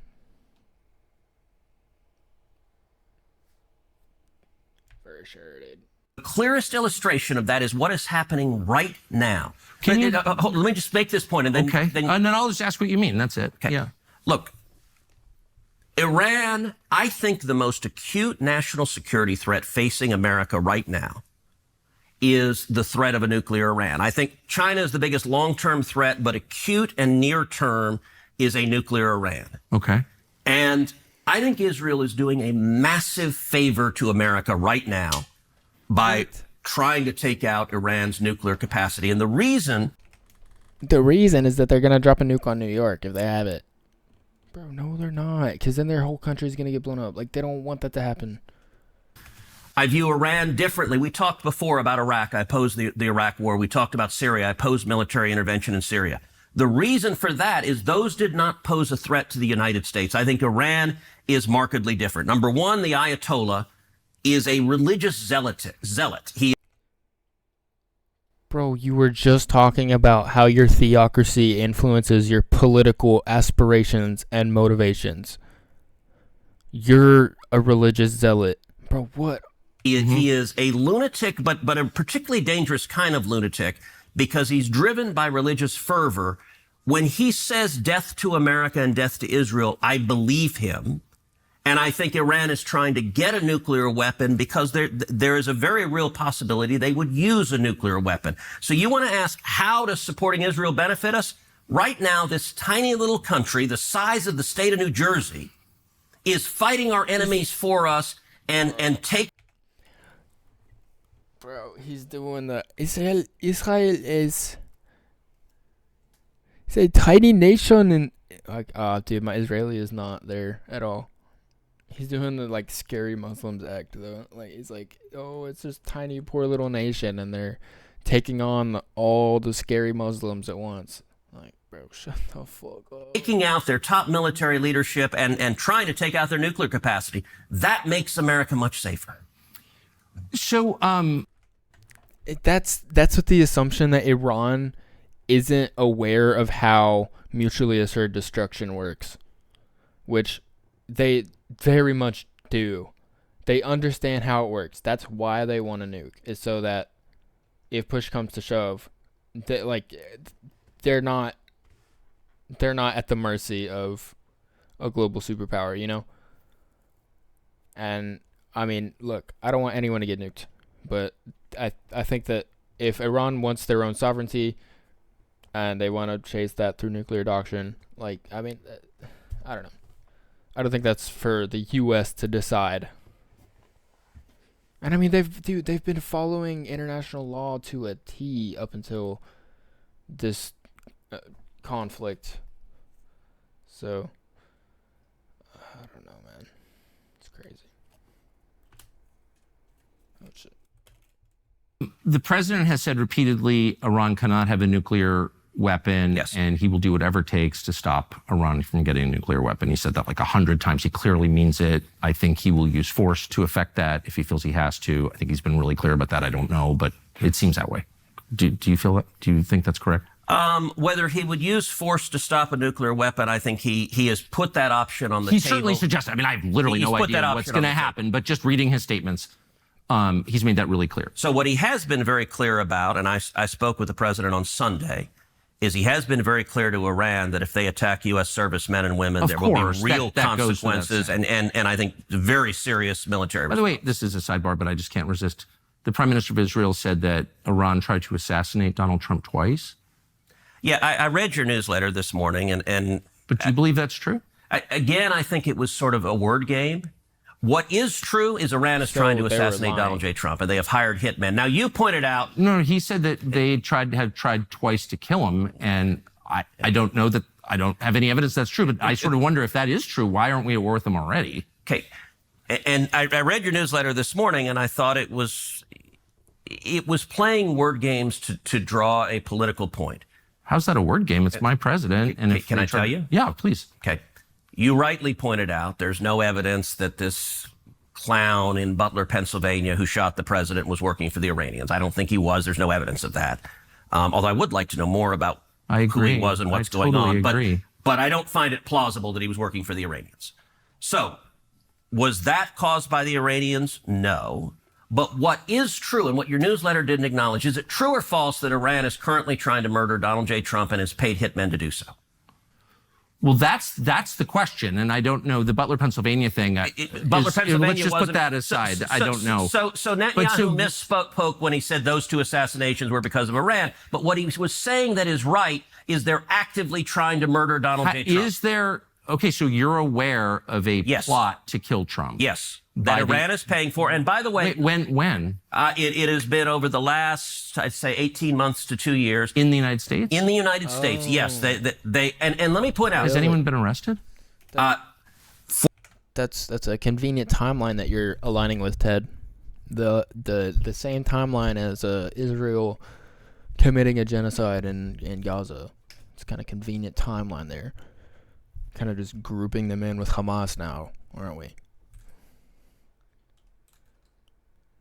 Dude, they're like, they got Iran has Hamas babies. We have to get them. For the Trump attempted assassination, no, but they are also actively paying Iranian hitmen to murder Mike Pompeo when he was President Trump's first Secretary of State, the first term rather, John Bolton when John Bolton was National Security Advisor to President Trump, and a guy named Brian Hook, who was Assistant Secretary of State. Right. During the Biden administration... Wait, hold on. Can we go back to Donald Trump because he's the president? No, it's a big deal. What do you mean? When no one has been arrested for these assassination attempts on Trump. Yes. They've hired hitmen. How do we know that? All right, let me break it down. People have been arrested. So the reason I brought up Pompeo, Bolton, and Hook, who are under active assassination attempts because of their service in the first Trump administration, under the Biden administration... Well, they say that. I've never seen any evidence of it. Can I give you the evidence? Well, let's just stick with Trump. No, because these are interrelated. So let me make a bloody point. Under the Biden administration, the State Department was spending $2 million a month providing security for Pompeo, Bolton, and Hook. And they did arrest Iranian hitmen at John Bolton's apartment complex who rented, I think, the apartment next to him and were actively trying to assassinate him, and they went and arrested them. So, yes, they caught Iranian hitmen. Now, so, and I think the question Tucker's actually trying to ask here is, why haven't we heard about that? And from a Republican's viewpoint, why are we not already at war with Iran? Which, like, obviously that's a stupid thing to ask because we I don't know. It's a counterintelligence thing, but anyways, like, I don't think we should go to a war with Iran over that, but that's maybe just me being aware of the fact that war is bad. But anyways, like, from somebody with Tucker's perspective on life, which is a closed-minded Republican one, that's a fair question to ask. Like, why are we not already at war with them? Because we're just now going to war. He's asking why we haven't escalated this already, if it's a big deal, which, from his viewpoint, is a valid question. It so happens Iran's not very good at it. And so they are actively trying. And in fact, during the Biden... Said they got shitty assassins, bro. They're not like us. They can't keep up. Trump, he's the president. If there's a plot to kill Trump by the Iranians... Okay, so you dispute that the Iranians are trying to kill Trump? Of course. I mean, that's the most important question. The Prime Minister of Israel just said there have been 2 assassination attempts against Donald Trump by the Iranians. And I think it's a very fair question, maybe you disagree, to ask, what are you talking about? Okay. And I agree with you that he misspoke. So there weren't those 2 attempts? There were 2 attempts, but the clown in Butler, Pennsylvania, and the other guy on the golf course were not connected to the Iranians. That's the part that he misspoke. But by the way, when you speak all the time, occasionally, what he said that was accurate is that Iran is actively trying to murder Donald J. Trump and has paid hitmen. Okay, but that's fine. And he was conflating it with the 2 attempts. I understand. But I just want to pull that thread because it's so important. I voted for Donald Trump. I campaigned for Donald Trump. He's our president. I don't know if that's and we're on the cusp of a war. So if there's evidence that Iran paid hitmen to kill Donald Trump and is currently doing that, where's that? Like, what are you even talking? I've never heard that before. Okay. Where's the evidence? Who are these people? Why haven't they been arrested? Why are we not at war with Iran? That's a great question to ask. How do you know that that's true? We know that it's true because we have been told that by the military and our intelligence community for the last 2 years. We meaning who? Congress has, and the public. I mean, we had multiple testimonies. I can send you testimony. Do we know the names of the people or where this happened or what they tried to do to kill Trump? We do not. We have not apprehended an Iranian hitman trying to kill him. We know that Iran is trying to do so. In the United States? Yes. And by the way, like Iran... This just seems like a huge headline, and you're acting like everyone knows this. I didn't know that. Iran put out a whole video about murdering Trump. Right, but I've never heard evidence that there are hitmen in the United States. I mean, trying to kill Trump right now, we should have a nationwide dragnet on this, and we should attack Iran immediately if that's true. Don't you think? No. If they're trying to assassinate our president? They have been for 2 years. Then why are we at war with them? We are trying to Why don't we just nuke Tehran if they're trying to murder our president? There's nothing. Bro, what? Why don't we just nuke Tehran? See, this is what I'm talking about. Like, this dumb-ass opinions about, like, what we should do to Iran because they're trying to... Oh, my God. I mean, like, yeah, I don't know. It just goes to reset all the good questions. He's got to slip something crazy in there, you know what I'm saying? Nothing that you could do that would be worse for the United States than murdering Trump.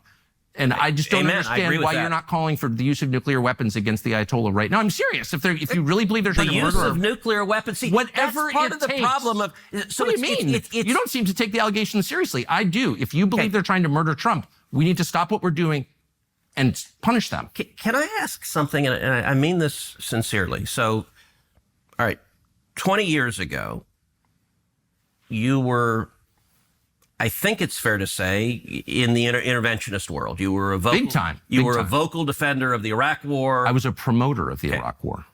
And you now, and look, I think you were mistaken. I think you were mistaken. That's okay. Look, people change and learn, and that's part of the journey of being human. Your views have moved, though. In my view, they've gone way too far the other end. And so I'm just totally confused. Why. I'm saying, hold on. Wait, this is one of the weirdest conversations I've ever had. I'm saying if it's true that Iran is trying to murder Trump, we need to move militarily against Iran immediately.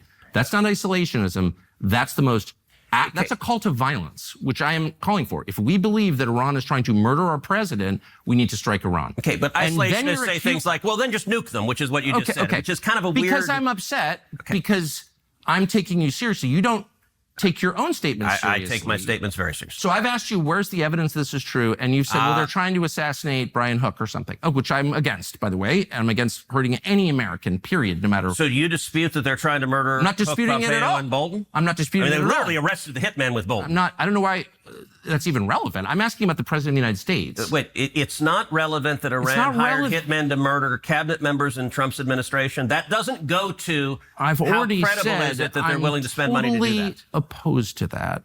It's awful. I am against killing anybody, actually, and especially foreign government. Okay. I'm asking about your allegation and the Prime Minister of Israel's allegation that Iran is trying to murder the president. Killing terrorists is a good thing. Killing people who are trying to murder Americans is a good thing. Because if you're America first, you want to protect America. And so killing Osama bin Laden was a fantastic But you don't day really for the believe world. that they're trying to murder Trump, or Yes, I do. Yes, I do. Then why aren't you calling for military action against Tehran right now? Because they're not very effective. In terms of hitmen, their hitmen are not very effective. I do think... So they're hitmen, but not the bad kind, the efficient kind? No, what are you saying? They're a weak country who is on its knees, and I think we need to... Then why are we so afraid of them? Why are they the biggest threat if they're a weak country that's on its knees? Because they're trying to keep on their knees. Bro, what are you saying? Oh my God. Keep track. They're trying to develop... Ultimate Hosborough. Be a little less snarky. I know, you're right. That is a problem that I have. I'm sorry. They're trying to develop nuclear weapons. They are close to developing nuclear weapons. And even a weak country with a nuclear weapon. Look, I believe there is a very real possibility if the Ayatollah develops a nuclear weapon that he would detonate it either in Tel Aviv or New York or Los Angeles. And that would be utterly catastrophic. And I don't know what the chances are of that. Other way around, but let me compare and contrast Iran to North Korea. They're not going to nuke the U.S. They're not going to do that. Again, they understand what would happen to them. It would become a nuclear wasteland.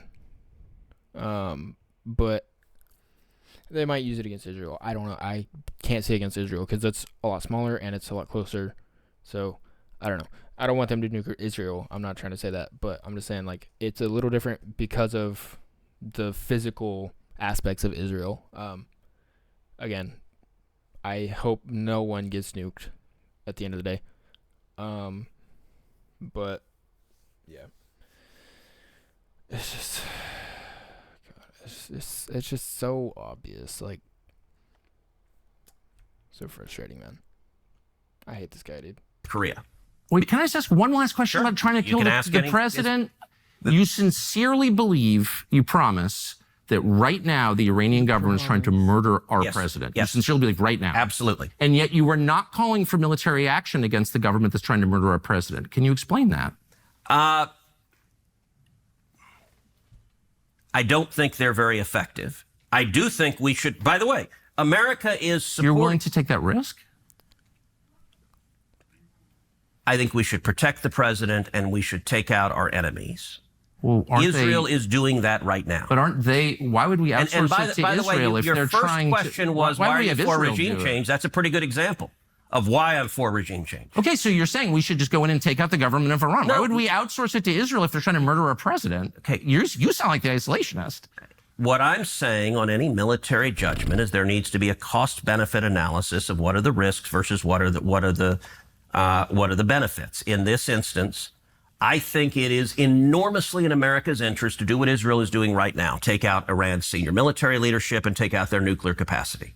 That is benefiting America, and it is a good risk reward. I would oppose invading Iran and putting boots on the ground to topple the government. If the risk got severe enough, I would support that, but I think the relative risk is not severe enough to justify that step at this time. What I would absolutely oppose under any circumstances is invading Iran and then staying and trying to turn them into a democracy. And part of where Iraq really went off the rails is not only did we topple someone who was fighting radical Islamic terrorists, who was a bad guy, but then we tried the vision of interventionists. It actually overlaps with the vision of a lot of Democrats. Let's go promote democracy in the world. I agree. And it is our military's job to kill the bad guys, to defend America. It's not their job to defend international norms. It's not their job. So I have zero desire for the U.S. military to turn Iran into Switzerland. Look, would it be nice if they suddenly became Switzerland? Sure. If I could wave a magic wand, great. But I'm not going to send your kids or my kids to be in front of guns to go make that happen. Well, bless you for that. I think that is the lesson that I learned from Iraq. I promoted that war. Apparently, unlike you, I was dumber.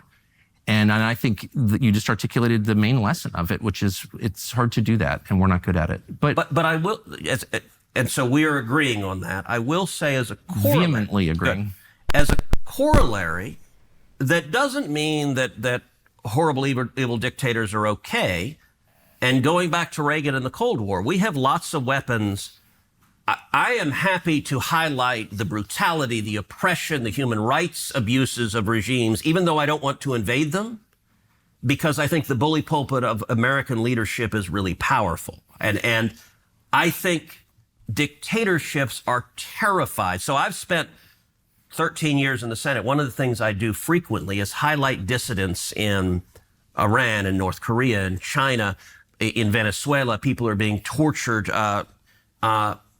Miriam Ibrahim in Sudan, who was sentenced to 100 lashes and then to be killed for the crime of being a Christian.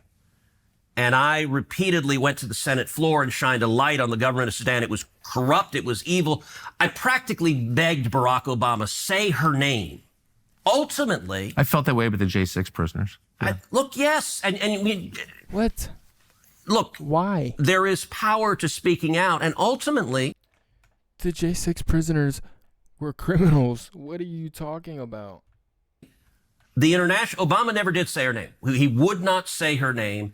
Ultimately, there was enough international condemnation, the government of Sudan let her go. And so she was not executed. And I met her. So she had a 2-year-old son, Martin, and she gave birth to a little girl named Maya. And she was in leg irons in prison waiting for the death sentence. They were not going to kill her until she gave birth. And they told her, we will not kill you if you will renounce Jesus. And she refused.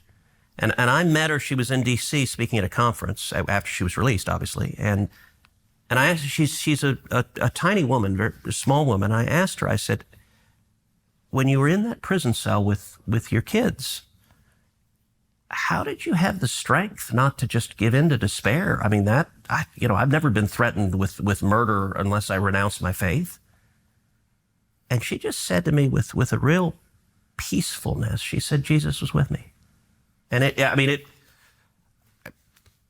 thankfully, you and I have not faced that circumstance. But I do think there is a responsibility. There's still time. There is, and I hope we don't. And actually, I'll use another example. John McCain, who you and I disagreed with on a lot of issues, I respected and admired him for his service and time as a prisoner of war. I think his policies I disagreed with vehemently and fought against them. But the man fought for America, and he was thrown in prison, and he was tortured by Vietnam, and he was given the opportunity to be released early. And he turned it down because he thought it would be dishonorable to lead before his fellow servicemen and women. And when I first got here... There were no women there, but yeah. Okay, man, you're right. When I first got here, McCain Ted Cruz hated broke, my guts, yo. and he actually referred to me and Rand as wacko birds. I remember. I have up on the shelf, I have a baseball cap that a grassroots supporter gave me with a picture of Daffy Duck and labeled wacko birds, which I liked and laughed when. But when he did that, I went to the Senate floor, just so you know, and I gave a speech praising John McCain. And it was the day he had attacked me publicly. And it happened to be, it was the 40th anniversary of his release from the Hanoi Hilton. Oh, and I was consciously, I just talked about what a privilege it is to serve with someone who suffered for his country, who served. And I didn't get into where we disagreed on policy on that speech. I just said, look, the man is an American hero, and I'm proud to serve with him. But that was meant to be a statement also, that if you attack me, I'm going to praise you, not for things that are not praiseworthy. If I disagree with you, I will not be shy about saying it. But for things that are praiseworthy... I remember that. It was 2013. Yeah. And I felt the same way. I went to his cell at the Hanoi Hilton, and Oh, wow. I agree with you about McCain. I just want to end by asking you specifically about what's going to happen next in Iran and what should happen next. So you've called for regime change. You said you don't favor the U.S. military participating in any kind of regime change. You said you don't think, and bless you for saying this, that the U.S. military should try and turn it into Belgium. Yeah. Thank God.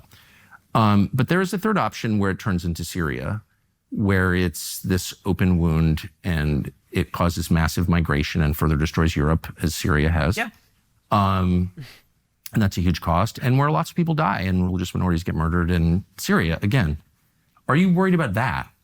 Sure. And listen, that lots of bad things can happen. But going back to what we talked about, the principle of defending America, I agree with President Trump that Iran with a nuclear weapon is an unacceptable risk to America, and we need to stop it. I agree with President Trump, and I'll make a point. Yeah, he's trying not to But say he's that not for regime change. He's not. So he and I disagree. Yeah, look, I think he thinks it would be better. He has not said he's for it. Ted Cruz is saying And that. you know what? Look, it is consequential when the President of the United States says, I'm for regime change. So I understand why he hasn't. What he has said is he's drawn a red line and said, Iran will not have a nuclear weapon, and the only acceptable outcome is complete dismantlement. So they have centrifuges. They're enriching uranium right now. They're trying to develop a nuclear weapon. He said they must have complete dismantlement. I led 52 senators, Republican senators, in a letter where we said we agree with President Trump. That's the red line, complete dismantlement. I agree with President Trump. I agree with him supporting Israel, taking out Iran's military leadership, taking out their nuclear capability. And I'll point out, look, if you look the first term, I am hard-pressed to think of a single foreign policy decision Donald Trump made the first term that I disagree with. And that's not entirely accidental, because I spent a lot of time the first term in the Oval Office with him. And what happened in the first term often is you would have in the administration, you had interventionists in the administration, you had isolationists. And they disagreed. They would fight within the administration. And often what it would give is an opportunity for me to come in and say, hey, there's a middle path here that President Trump agreed with frequently. And it's worth noting, in the first term, he most assuredly was not an isolationist. Look, he took out General Soleimani, which I emphatically agree with. And in fact, I introduced a resolution that we voted on the Senate floor commending him for taking out General Soleimani, who was the leader of the IRGC and who was responsible for killing over 600 American servicemen and women. When Trump came in, ISIS had a caliphate that had grown up under Obama that was about the size of the state of Indiana. And Trump came in and utterly decimated them. He killed the terrorists, took away their caliphate, and defeated them. And he also took out Baghdadi, the head of ISIS. I mean, those are not the actions of an isolationist, but at the same time, I don't even know Trump, what isolationist is. It's just a slur designed to control. I mean, I've never been an isolationist. I don't even know what that means. Okay, Rand Paul is my colleague. Rand is an isolationist. Okay, and Tucker, you've become one, and I don't mean it as a slur. Of course I've not. You consistently say, you have said, actually, I want to read from your newsletter, because if you ask what an isolationist is, your newsletter a couple of days ago, you wrote, Iran cannot have a nuclear bomb, and we're hoping to get back to the negotiating table. We will see. There are several people in leadership in Iran that will not be coming back, Trump said following the strikes. Right. It's worth taking a step back and wondering how any of this helps the United States. We can't think of a single way. Okay, that to me is the essence of isolationism. And let me just ask you, when the Ayatollah chants death to America, I believe him. Do you not believe him? Do you think he doesn't mean it when he says death to America? Well, I think he hates America, for sure. And I'm opposed to that. But he's not. It's anti-imperialism. It's not the American people. It's the one distinction that they're not making. Like I was talking about earlier, the ability of Arab people at large, like Muslim, the Muslim population in the Middle East, or the population in the Middle East in general, they have a very clear conscience on separating political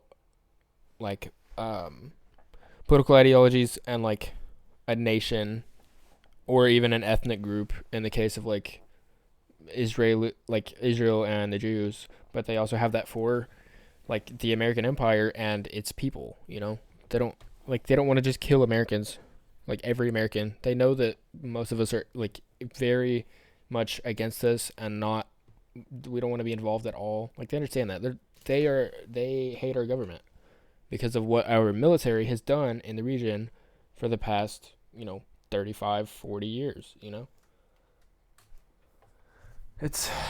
They just never make that distinction. And do you think he's willing to act on it? It's not just hate America. He also is leading a country and trying to develop a nuclear weapon. Under certain circumstances, for sure. So the question is, do you act in a way that makes that more or less likely? And that's a tough call. It's something that you can debate. One of the ways you shut down debate is by calling people names like isolationists, pretending they're pro-Nazi or something, or as you did, claiming I'm an anti-Semite. Right, that's not a way to get to a solution or have a rational conversation. That's a way to make people be quiet. And I'm against that. And Okay, I so think if you don't these are like the hard label questions. isolationist, how would you... Look, Rand, and I served with Rand. Rand is a friend of mine, but Rand opposes every military action in every circumstance. Of course I don't oppose every military. This whole thing is infantile, and you know that it is. It's a way. It's a way to call people names. So which of Trump's and military make them actions be, do you support? And Or do you make disagree them, with them all? And make them be Give quiet. me another name. If you don't like that, I'm not trying to have you be quiet. We've been talking an hour and a half. I'm asking, if you don't like the name isolationist, how would you describe it? I would describe myself in the same way you falsely described yourself when this conversation Falsely? began. Yes, so falsely. What did I say false? You said that the only thing that matters in a foreign policy decision is whether it helps the United States. I didn't say the only, I said the predominant. That's what I understood. Okay. So let me revise what you said and apply it to myself and say the only thing that matters is whether or not it serves the United States. And I feel very stung by what happened in Iraq, if I'm being honest, possibly because, unlike you, I guess, I supported it. And I saw us get drawn into it in a way that nobody anticipated. And I saw the cost, just $3 trillion. And the cost on so many levels to the United States was just so profound. And I clearly felt a like, mistake. Gosh, it reminds me of Kaiser Wilhelm in 1914 saying, my men will be back by the time the leaves turn. And of course, that destroyed Christian Europe. So it's like you don't really know where these things are going once the shooting starts. That's my only point. And calling people names, anti-Semite, isolationist, to get them to stop talking is not the way to serve your country. That's all I'm saying. So I'm trying to have a real and serious conversation. Right. And look, a lot of this has been contentious. I wish it had not, because as we started out by saying, you and I agree vehemently on 80% of the issues. This discussion is focused on the 20% where we don't. I will say, look, on Iraq, you look at the 2016 presidential campaign where you had 17 Republicans running. If you set Rand aside, and his views are on one side, there were only two candidates on that stage that opposed the Iraq war. Me and Donald Trump were the only two. Everyone else thought the Iraq war was a great thing. I think it was a disaster. So you and I agree on that as well. In my view, I think your foreign policy has gone too far. So, let me ask you, is there a military action Trump has undertaken that you agree with? Because I've not heard anything. A military, look, I would say it's really simple. I believe in self-defense. That's why I keep firearms at home. I think it's morally justified to defend yourself, your family, your property, your nation. And so to the extent that you can deter a threat through violence, violence always being the least appealing choice, violence always being, if I can finish, always being a tragedy, I think you can justify. I'm also uploading all of these VODs to YouTube. So if you want to check out my YouTube channel, it is linked in my bio. I did just upload a stream recap and edited VOD earlier today, so if you want to check that out, please feel free. But ads are in 2 minutes, so if you don't want ads, drop sub. I would appreciate the support. The use of violence in self-defense. That is my personal view, and that applies to me and to the country that I live in. Those are my views. That's not an isolationist view. It's not an anti-Israel view. It's not an anti-Semitic view, with apologies. It is, I think, a pretty common sense view.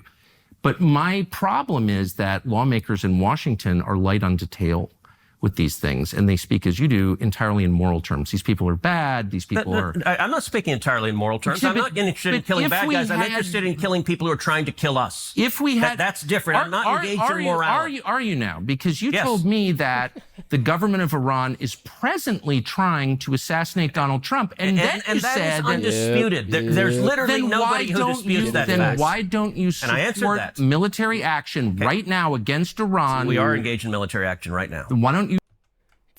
Dude. Ted Cruz does not have rhetorical thinking at all. He does not tie his own ideologies together at all, man. The only thing he's worried about is this right here. Right here, man.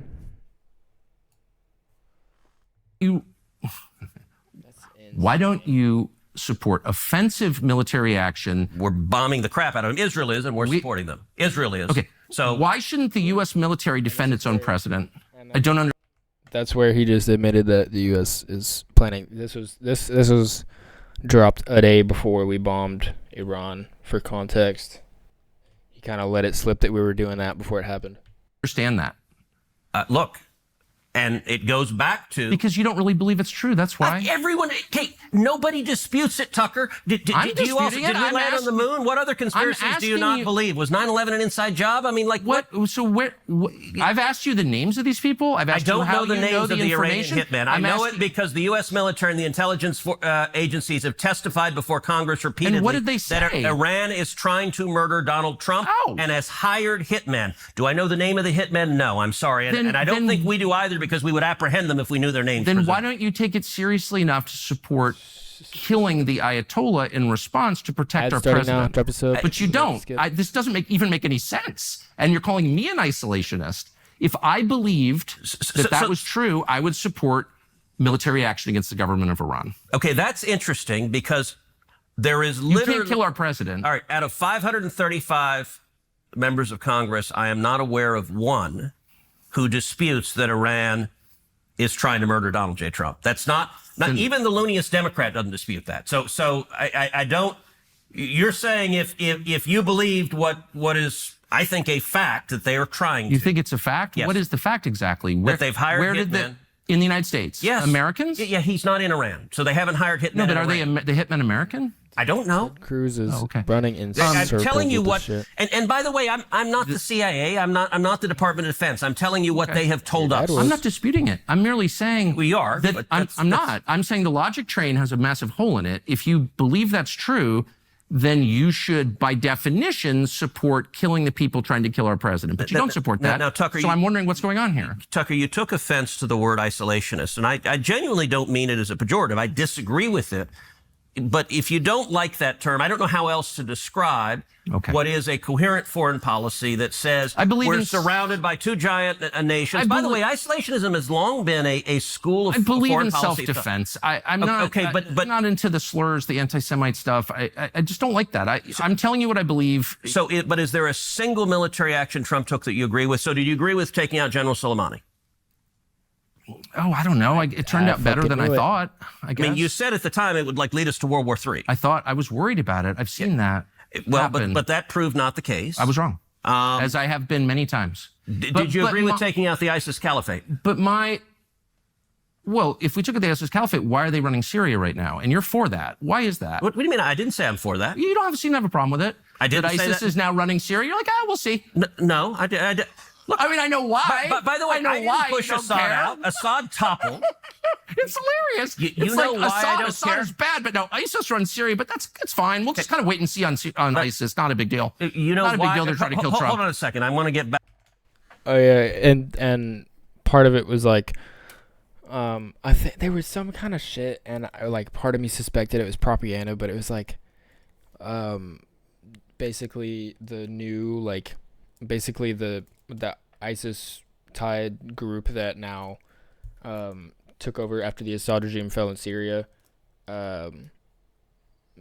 They were like, we are no longer seeking like terrorist extreme extreme religious fundamental actions outside of Syria, because jihad only applies to like our country, and like we don't believe in enacting it elsewhere in the world anymore.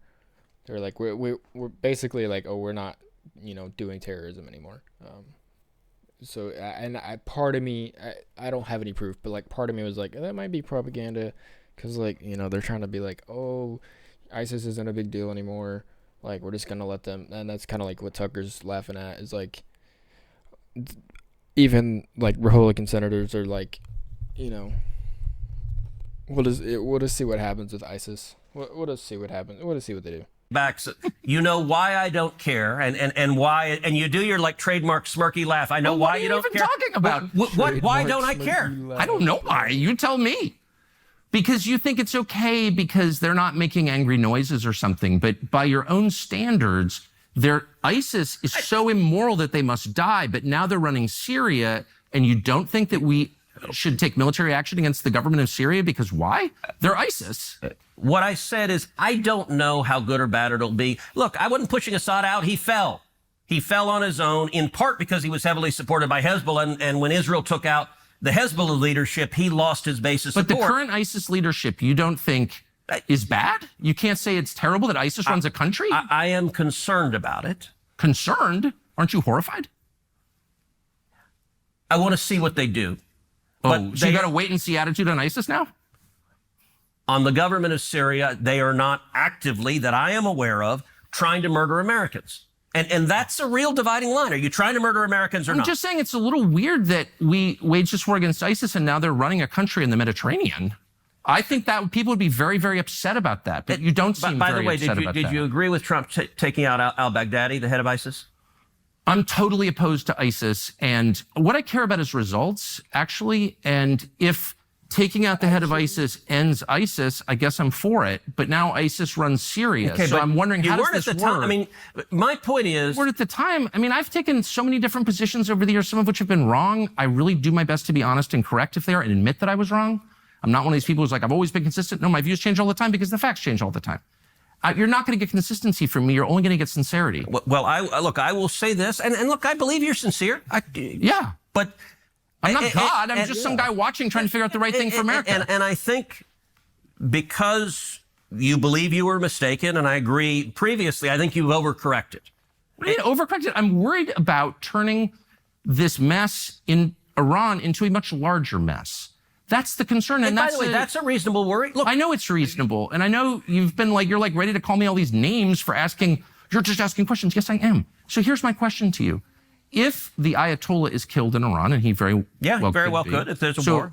I have just read in the paper this morning that Israel tried to take him out twice and Trump told them not to. I have read that. I don't have independent confirmation one way or the other. Do you think that they should take him out? So I actually talked about it. As you know, I do a podcast every week, Verdict with Ted Cruz, and I actually talked about it in the latest podcast. And I said, look, I've seen the reporting that says that Trump asked them not to take out the Ayatollah.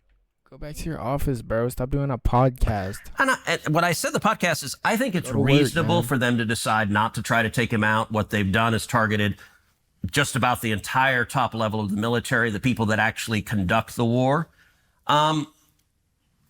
I can see an argument that taking out both the head of state and a religious leader could make him a martyr and could cause more problems than it's worth.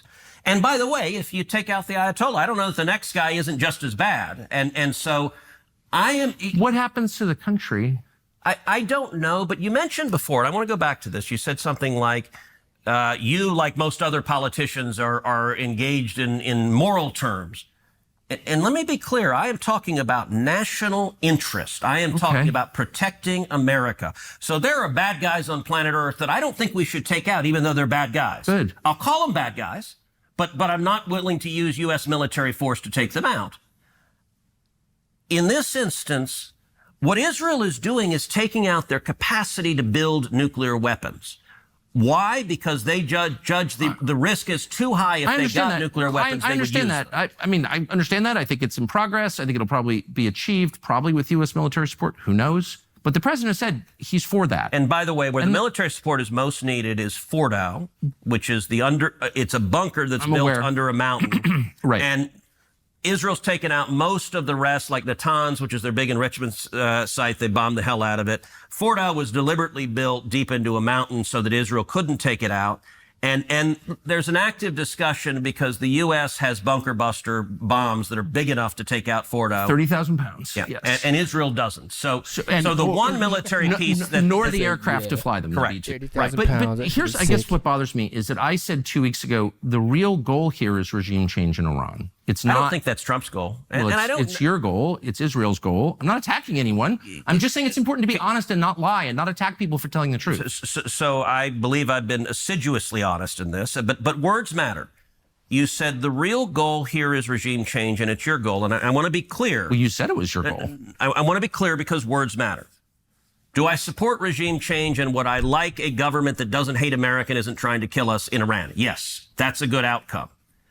Is that the objective of these military strikes? I don't think necessarily. I don't know if it's Israel's. It's not my objective. My objective is taking out... the U.S. If Israel decides we're going to decapitate the government and try to foment an uprising against it, should the United States participate in that operation in any way? Look, I have not called for killing the Ayatollah. And there is... Nations in war generally refrain from attacking and killing heads of state. Now, the Ayatollah doesn't. He's trying to kill Trump. We talked about that. But we shouldn't punish him for it. Look, there has been a long-standing nations in war have refrained from killing heads of state.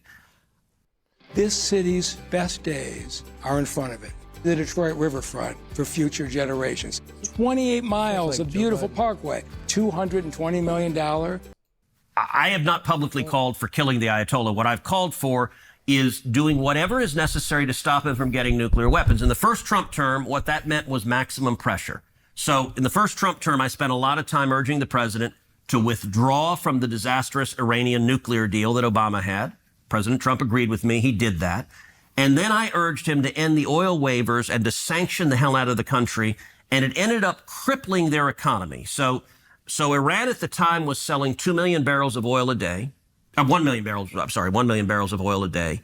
When President Trump ended the oil waivers, it cut their sales to 300,000 barrels a day. At the end of the Trump term, the Iranian economy was in shambles. They had massive inflation. I think the regime was teetering. I think it might have fallen. I would use economic sanctions and I would use moral suasion to try to effectuate if you regime topple, change. okay, so you topple the regime and by whatever means, what happens then? How many people live in Iran, by the way? I don't know the population. At all? No, I don't know the population. You don't know the population of the country you seek to topple? How many people live in Iran? 92 million. Okay. Yeah. How could you not know that? I don't sit around memorizing population tables. Well, it's kind of relevant because you're calling for the overthrow of the government. Why is it relevant whether it's, it's 90 million or 80 million or 100 million? Why is that relevant? Because if you don't know anything about the country... I didn't say I don't know anything about Okay, what's the ethnic mix of Iran?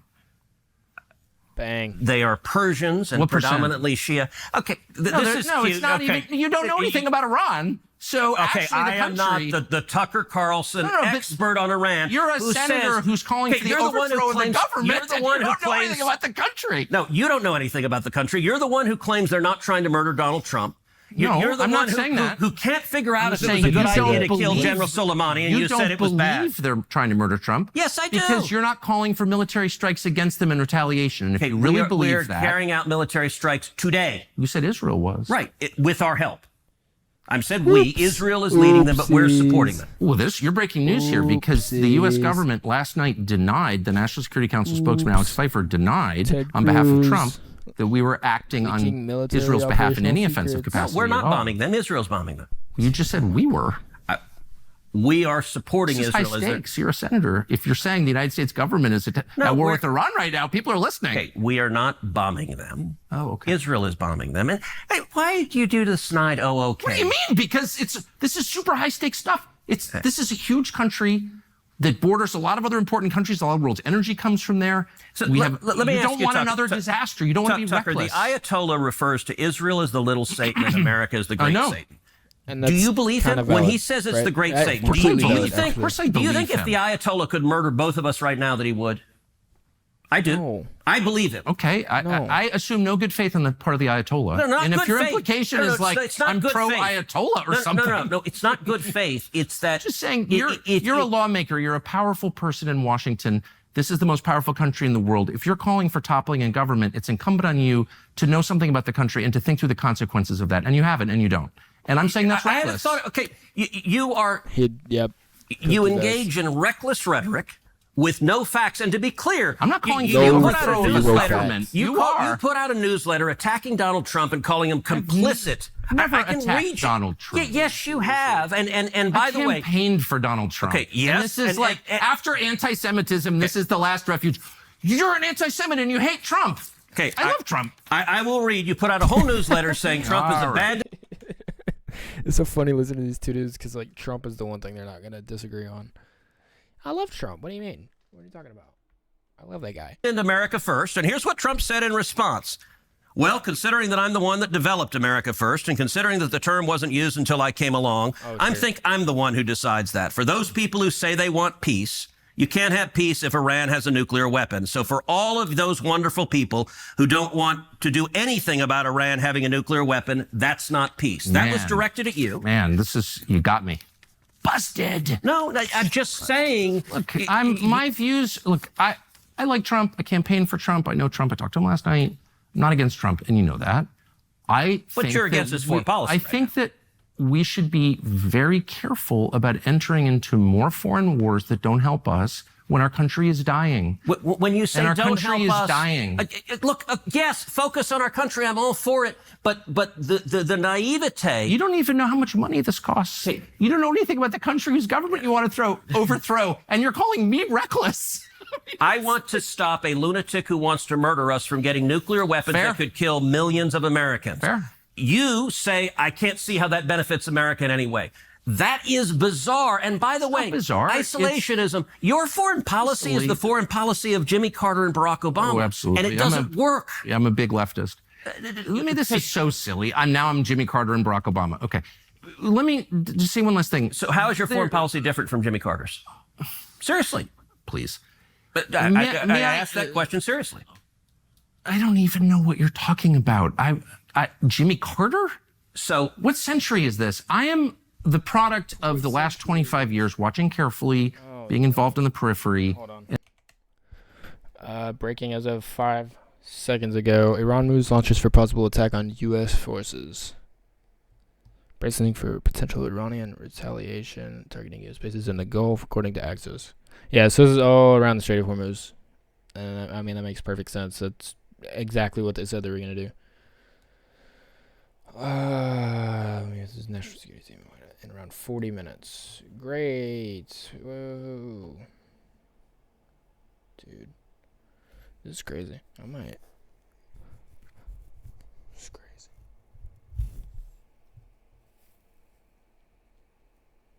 Not, dude.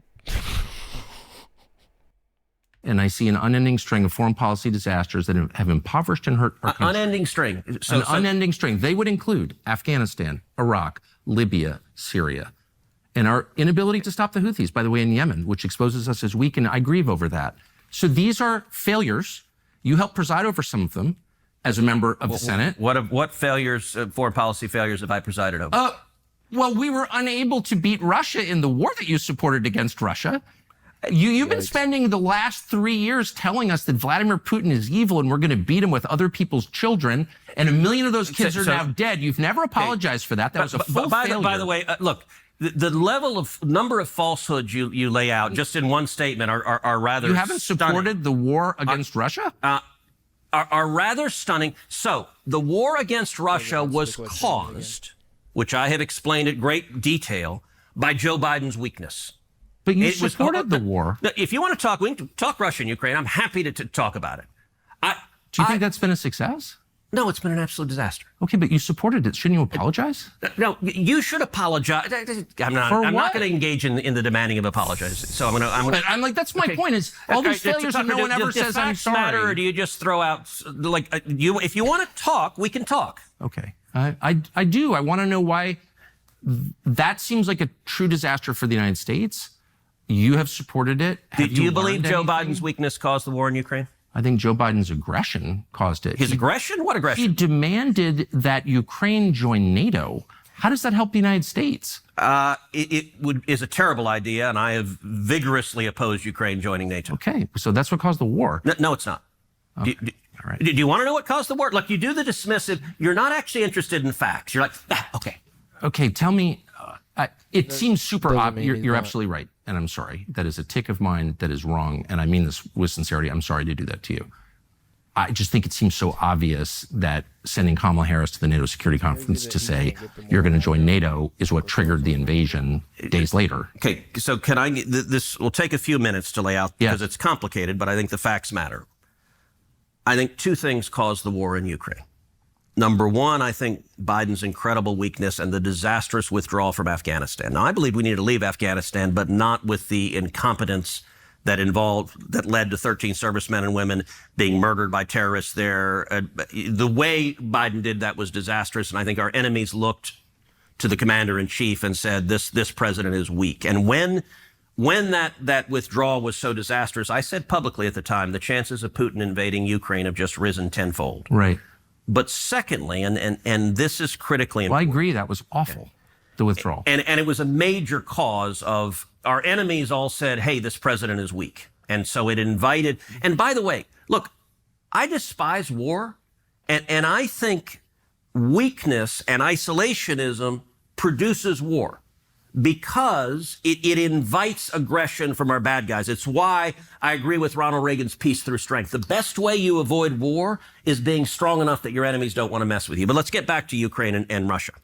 This is, bro, why? So is Iran not allowed to also apply that same idea that they want to be strong enough so that they can have peace? That's all they want, right? Is it, how is that hard to see? You have to be blatantly looking past that intentionally. Look, Putin didn't wake up 2 years ago and decided he wanted to invade Ukraine. He's wanted to invade Ukraine for decades. Putin has referred to the collapse of the Soviet Union as, quote, the greatest geopolitical disaster of the 20th century. And Putin has long been explicit. His desire is to reassemble the old Soviet Union and, in fact, reassemble the Russian Empire that was even bigger than that. If you want to reassemble the Soviet Union, the natural place to start is Ukraine. Do you really believe that Putin has territorial designs on Eastern Europe? Yes. What countries? He has said that you can go and read his. Hold on. I don't want to lose the narrative of what happened, so we can go back and do that. But I don't want to lose telling the story first. So let me explain this, and then if you want to go back, we can take all sorts of digressions. But just give me a couple of minutes to lay out the facts of what happened. He has wanted to invade Ukraine a long time, and he's done it before. In 2014, he invaded Ukraine, invaded Crimea. When Barack Obama was president, he invaded the southern portion. He did not invade the rest of the country. Why? And the reason is the principal source of revenue for Russia is oil and gas, and the natural gas pipelines run right through the country of Ukraine, and he didn't want to jeopardize his ability to get gas to Europe. Right. So in 2015, Putin started a project called Nord Stream 2. Did anything happen in 2014? In terms of what? Wasn't there a coup in Ukraine run by the Obama administration?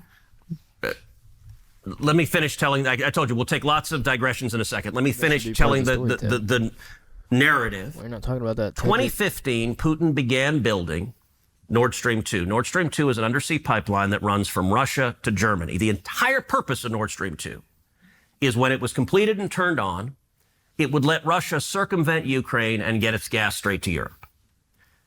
In 2019, Nord Stream 2 was almost complete. And the conventional wisdom in Washington was, this is terrible, but there's nothing we can do about it. I didn't believe that. So I drafted sanctions legislation that was targeted to stop the pipeline. My legislation passed the Senate with overwhelming bipartisan support. It passed the House, and Donald Trump signed it into law. Can I just ask, why wouldn't you want Germany to have cheap energy? Because it empowers Russia. And I believe in making our enemies weaker and our friends stronger. Has blowing up Nord Stream made Germany stronger? Not being dependent on Russia has made Germany stronger. So you think Germany is stronger now than it was 4 years ago? I think not being dependent on Russia. Germany has all sorts of problems, and many of them are domestic to their own politics. Hold on, let me finish. I'm trying to. No, but what you're saying, it doesn't. Germany seems so much weaker now that its energy costs have spiked and the manufacturing sector is collapsing because of that. Let me finish. I'm focused on America's interest. I don't want Russia stronger because I believe Russia is our enemy. You and I disagree on that. We can talk about that. But I want our enemies weaker. I don't want to go to war with Russia, but I want our enemies weaker. I don't want Europe dependent on Russia. I don't want Putin rich with oil and gas revenues and able to invest in his military and pose a threat to America. So the sanctions legislation that I authored, it passed. Putin stopped building Nord Stream 2 literally the day that President Trump signed my sanctions legislation into law. He signed it, if I remember right, at 7 p.m. on a Thursday. Putin stopped construction at 6:45 p.m. So the sanctions legislation worked, and it killed the pipeline. The pipeline lay dormant for over a year, just a hunk of metal at the bottom of the ocean. Joe Biden came into office. He was sworn in on January 20th, 2021. Putin resumed deep-sea construction of Nord Stream 2 4 days later, January 24th. He did so because Biden had foreshadowed weakness on this issue. That foreshadowing was accurate because several months later, Biden formally waived the sanctions on Nord Stream 2 and let Putin complete the pipeline. In January of 2022, I forced a vote on the Senate floor to reimpose sanctions on Nord Stream 2. The week of the vote, President Zelensky in Ukraine publicly called on the Senate, please pass this sanctions legislation. It is the last best hope of stopping Russia from invading Ukraine. At the same time, the government of Poland put out a formal statement from the foreign ministry to the Senate, calling on the Senate to pass my sanctions legislation, and said, if you do not, Putin will invade Ukraine. The day of the vote, Joe Biden came to Capitol Hill. It's the first time in his presidency he had done that. He went to the Democrat senators' lunch, and he personally lobbied them on this issue, not any other issue. This was his number one issue that he came to lobby them on. They came out of that lunch. Every Democrat had voted with me twice against Nord Stream 2. 44 Democrats flipped their vote. They voted in favor of Russia, in favor of Putin, and 4 weeks later, Russia invaded Ukraine. That was the direct cause of the war. And if Trump had been president, there would be no war in Ukraine. So may I ask, I, of course, disagree with your analysis completely, but I want to be respectful. Okay. And so tell me what you disagree with. It's such a long conversation. I've spent the last couple of years on this, and I just respectfully disagree with your analysis. But I don't doubt your sincerity that you believe that Putin is our enemy, that Western Europe should not be allowed to use Russian energy. I mean, you seem to really believe these things. My question is about results, because I think it's relevant to what we're seeing now in Iran. You look back after having you personally voted to send billions and billions and billions of U.S. tax dollars to Zelensky to support his civil service in the war against Russia and all this stuff. Can you say that what you did worked? So I can say what I did personally, sanctioning Nord Stream 2 worked and prevented a war. And if Trump had still been there, if the sanction had been in effect, there would be no war. I'm in favor of avoiding wars. But once the war broke out, you voted to fund it to the tune of billions and billions and billions. And to be clear, and did that work? Okay, to be clear, what I voted for the initial tranche of funding, and then I voted against the subsequent one. So it hasn't worked. So I've been in between. I haven't been on the full Ukraine, full-throated hawk side or the anti from day one. I voted for the initial tranche of funding because I wanted Russia to lose.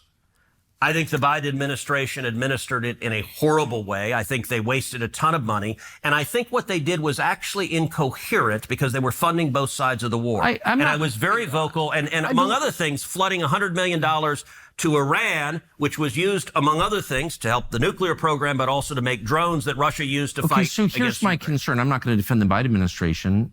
Really did a lot to wreck the United States. Yeah, the most damaging administration in history. At the end, where we sit now, Russia is stronger. It's closely allied long-term with China. I don't know that Russia's stronger. I don't think that's right. Okay. I think it's pretty obvious that it is. But it's certainly not destroyed. And it's allied long-term with China. Maybe. That there's no doubt Biden's foreign policy drove Russia into the arms of China, and that's concerning. They also have a long history of animosity. Western Europe is weaker and more in debt. The United States is weaker and much more in debt. Hold on. So you and I are agreeing on a lot. We're agreeing. Here's my question. Have you questioned any of your previous assumptions? Did you play any role in this at all? Are you responsible at all? Of course, and like you said... What have you learned? Like you said you've changed your mind. Yeah, I voted for the first funding of the Ukraine war, and I voted against every subsequent funding stream because it wasn't working. And I looked at what was happening and said, this is not working. And had the money been spent in an intelligent way and not wasted, and had it been successful, I might have been willing to fund more. But it wasn't successful, so I voted no. And the war's going to end. Look, President Trump campaigned on ending the war. I think he's frustrated because Putin has been less than eager to reach a deal to end the war, but it's going to end. You're not going to see another dollar coming from Congress. Do you think Zelensky wants to end the war? I think Zelensky has behaved horribly. I think his Oval Office meeting will go down in history as the worst Oval Office meeting of any leader that has ever come to the Oval Office. I think he behaved like a pompous ass. And I think he is unrealistic. I think Zelensky spends his time with Nancy Pelosi and Chuck Schumer in the New York Times, and he believed he was going to the Oval Office as a resist figure. And I think he's doing real damage to his country right now. You described him many times as a hero. I don't recall ever using the word hero. I will say, look, I'm not a Zelensky cheerleader, and I'm not in the business of saying everyone we support has to be a saint and everyone we oppose has to be a villain. I'm not in the morality game. If you're a content creator, then you need to be using Motion Ray for your videos. My name is Tyler Edwards, a filmmaker and YouTube. I'm in the U.S. interest game. Why did I want Nord Stream 2 stopped? Because it would strengthen Russia, and Russia's our enemies. It's entirely U.S. interest. Did you support the industrial sabotage against it, blowing it up?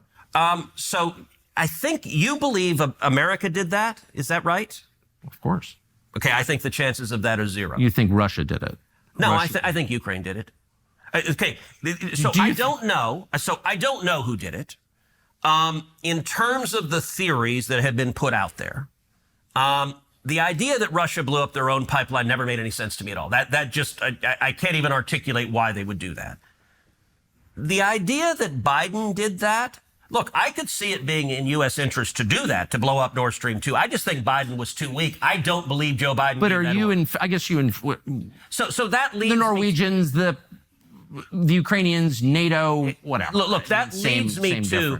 You know, who benefits? And it leads me to think either the Ukrainians blew it up or Ukraine's allies. I don't think Biden did because Biden was so weak, I don't think he would give the order. I find that implausible. But you're in favor of it. Look, I was in favor of stopping it. I think blowing it up was a good thing. So I'm supportive of that, but I don't think America did that. I don't think Biden gave that order. But in I general, could see Trump giving that order, but he wasn't in office. Yeah. And you think that the largest act of industrial sabotage in history helped our allies in Western Europe or other fellow NATO members? Look, I got to say, I don't understand. For some reason, you are really invested in defending Russia, and I don't get that. I'm not attacking you with that. I'm genuinely, I don't get why you're so passionate about defending Russia. Actually, I was defending Western Europe, the home of my ancestors, and that, tripling their energy costs and destroying their industrial base. You just accused me of being an anti-Semite, an isolationist, and a Russia lackey. I've not called you a neocon once, which you are, but I haven't said that. That's absurd. Those neocons that oppose the Iraq war, right. That's okay. dishonest. But I haven't called you that because you just said, which you are. You just called that. Okay. Called me that. You just did. I guess what I'm saying is you're triggered because I use name calling. I get it. I was triggered when you called me names. And I'm triggered once again that you're calling me a Russia defender when in fact I'm defending Western Europe. And I don't think that you Do you think Putin's our enemy? Well, he's literally our enemy. You are funding a war against him. But do you think he is our... No, you're saying we're his enemy. Do you think Putin is our enemy? I think it is a tragedy that your policies, specifically yours, helped drive Putin into the arms of China, forming a bloc that's larger than us. So you won't answer that question? I don't. He is literally our enemy right now. That is a tragedy for the United States. No, you're saying... But you won't say he is our enemy. And look, I watched... in what sense? I don't want to be enemies with Russia. It doesn't help us at all. It may help some people in the United States, but in general, I don't want to be. I don't want to be at war with Russia. I don't think it is in our interest to be at war with Russia. Aligned with China. That is a disaster. But listen, no doubt, and I want Russia and China attention, so I agree with you there. But I think Putin is a KGB thug. I think he is a bad man. Now, I don't want to go to war with him over that. Okay. But I'm not naive. And I watched your episode. He's a bad man. Okay. Look, I watched your episode where you went to the Russian grocery store. And I'm genuinely... Was that disloyal, do you think? It was just weird. It was like a promo video for Russia, and I don't understand. I'm not attacking you when I ask why, because I'm genuinely I don't get. Like when you called me and said something, you weren't attacking me, you were just noticing. No, but may I ask you a question? So here, let me just answer yours by saying the United States, the Biden administration, with your help, full support, began this war on Russia in response to their invasion of Ukraine. And one of the things they kicked Russia out of SWIFT, out of the international financial system. Yeah. And my first response was, this is going to really hurt the US dollar, which it has. And I hope someday we can have a conversation about that.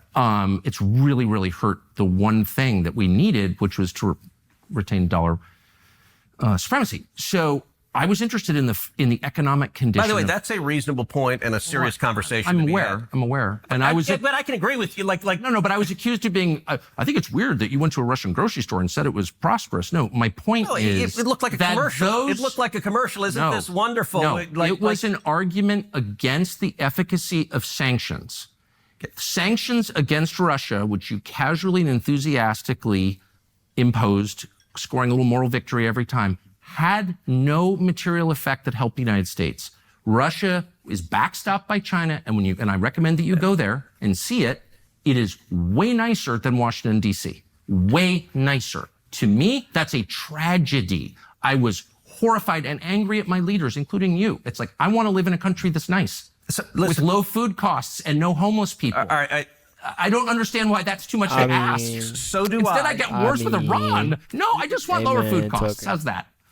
So, look, it's a weird argument that you do often, which is, listen, things are crappy in America. Liberals have done bad things to America, so we shouldn't worry about any enemies around the world. Republican senators, they don't care about us. They're focused on other countries. You wrote that and our country is dying, and you don't care because you're focused on Iran or Putin. So you believe that I don't care about America. I guess you believe Donald Trump doesn't either, like nobody cares? I believe that your focus is way too on other countries. It's way too focused outward. The money that you send abroad could be used here and should be. What money that I send abroad, by the way, I emphatically agree with. How much did you send to Ukraine? You don't even know. I emphatically agree with Donald Trump's, for example, dramatically slashing USAID. I think the only reason we should be deploying that is to benefit U.S. interest, national security interest, and keep Americans safe. And so, how much did you vote to send to Ukraine? Look, you're in about $80 billion. $80 billion. Yeah. 80 so you're in to feed everyone. You love just giving these broad characterizations that are not accurate. I'm genuinely puzzled. Look. What if you can create your own website by saying, this is what I want? With Wix, you can. I don't want to go to war with Russia, but I don't think they're our friend. I think Putin... I agree. I think Putin is a murderer. I think he's a liar. And I think he does not wish well on America. Okay. And there's a difference between saying that, just like Reagan referred to the Soviet Union as an evil empire, and Putin was in the KGB. Look, my father was imprisoned and tortured in Cuba. I hate communists. It was actually Batista that tortured my dad. My aunt was imprisoned and tortured by Castro. Bro, oh my. Yeah, the American sock puppet tortured my dad, but I hate communism. I hate communism, man. What a fucking moron. Bro. I hate communists. I think communism is evil. And so I think there is a value there is nobody who stands up to communist China more in the Senate than I do. China's not really a communist country. They have somewhat of a communist economy, but they have a dictatorship. Be for real, Tedrick. Because I think they're evil. Do I want to go to war with China? Of course not. That would be ridiculous, but I think we have all sorts of tools to stand up to our enemies. And I think China is engaged in a 1,000-year war against the United States. Okay. They're trying to defeat us. We're so all over the map. We're your family in prison in Cuba and China and all that stuff. They're not trying to defeat us. They're just trying to be the #1 power in the world. I mean, do those kind of go hand in hand? A little bit. But at the end of the day, they're just focused about China. Like, they just want China to prosper. It's not a 1,000-year war. It's the 1,000-year mandate. Or what is it, I think that's what it's called, right? I don't remember. Nonetheless, China's only worried about China, man. Like, otherwise they would be participating in all these wars. But their foreign policy is very limited. Outside of, like, economically. I agree with you. I'm totally opposed to communism, always have been. I don't think that Putin loves us. I'm distressed by the moral condition of most leaders around the world, most of them. They all kill people. I'm against that. I'm just saying, I wish the focus Biden here and Obama. was more Can on I the say United something? States. I actually don't agree with that statement. They all kill people. There's a moral relativism. So I don't think Donald Trump is a murderer. He doesn't kill people. We don't have calling concentration Donald camps. Trump a murderer. But I'm you just said world leaders all kill people, and there's a moral relativism. I'm hardly a moral relativist. But you are. That statement was the essence I'm an of anti-Semite, an isolationist, a moral relativist. Okay. No, I'm not. Did you just say world leaders all kill people? I'm saying I'm against killing people in general. And hyperventilating about how Putin was in the KGB or whatever. I just want to serve American interests, and pushing him to China is not in our interest at all. And you helped do it, and you haven't apologized. And you That's should. good. And by the way, you're the cheerleader. I helped drive him into China. You It's did. a complete lie. You funded the war against him. No, I authored the legislation that shut down Nord Stream 2 that prevented the war. That's also what he's and talking if Trump about, had still been in the that White drove House, we them would into have the had arms the of war. China. And look, the comment you made, the reason things like moral relativism are so dangerous, everyone kills people. No, there is a difference. The hardly United a States, moral relativism. we don't have concentration camps. We don't torture and murder people. You look at China, where they've got 1 million prisoners in concentration camps. You look at Putin, where he's got prisoners in Siberia. He tortures and murders his political opponents. Donald Trump doesn't do that. America doesn't do that. And by the way, What are you most even talking other countries about? don't do that. I see the game. It's like, I'm No, distressed. you're the one playing a game. I'm distressed. No, I'm responding with facts. You don't like the facts. I don't even know what facts you're talking about. I'm not saying that Trump puts people in concentration camps. I campaign for Trump. I love Trump. So did I. Okay. So this has nothing to do with Trump. I'm merely saying, When you said every world leader kills people, it puts just them want all more in the emphasis on what's happening inside the country. That's it. Is there a That's moral it. difference between America and our enemies? Is there Are a you moral difference between joking? Of America? course. And what is it? Articulate it. I'm It's American. valuable to say why. Why are we a better country founded on better values than China? I'll tell What's you. the difference? I'll tell you why. And I know because the whole purpose of America is to protect the God-given rights that each person possesses by virtue of being created by God. Amen. By being human. That's not really, no, because it wasn't by God. It's just that people have human rights, period. Like, it. Because if that were true, motherfucker, oh my God.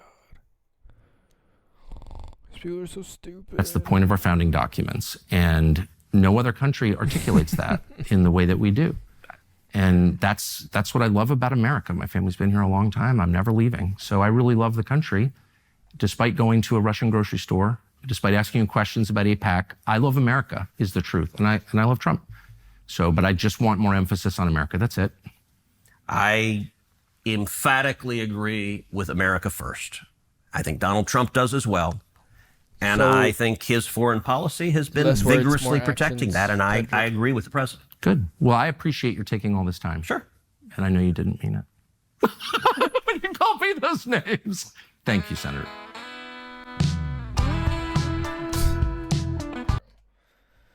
Oh my God, man.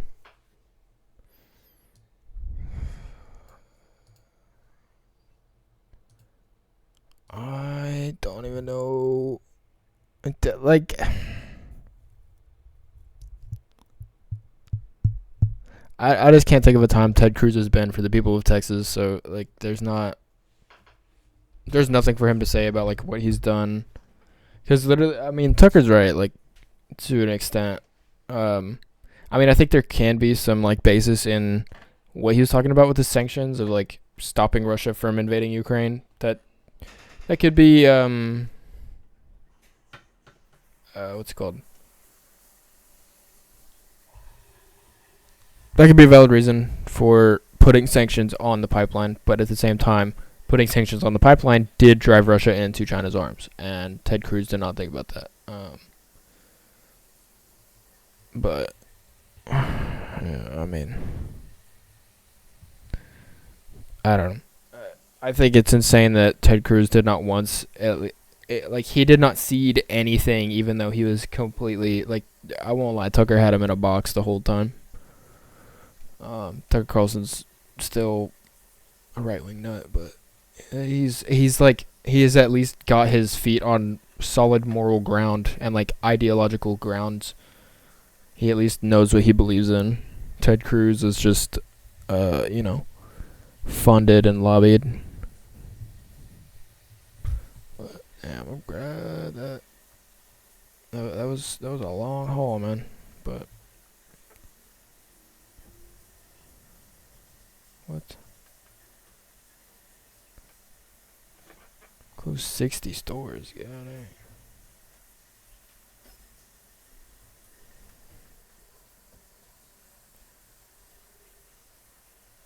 Hague summit statement with 5% defense spending goal.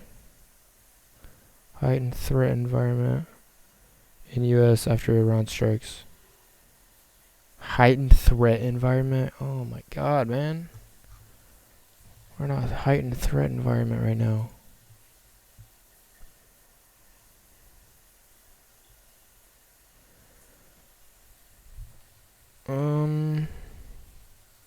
Yeah, now it's the U.S. Israel-Iran conflict. So great. Iran attacks U.S. base? Oh no.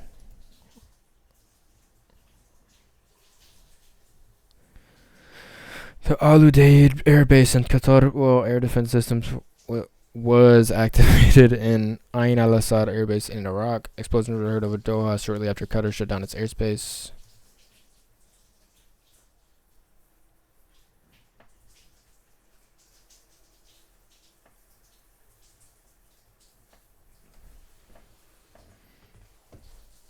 The White House said they were closely monitoring potential threats to Al Udeid Air Base in Qatar. The base was home to U.S. CENTCOM's HQ, and British military personnel also served there on rotation. However, many planes have been moved in recent weeks.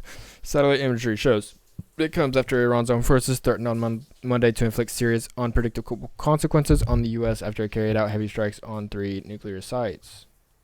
So yeah, this is in line with what we saw earlier about there being, I think it was like explosions or signs of attack in Qatar.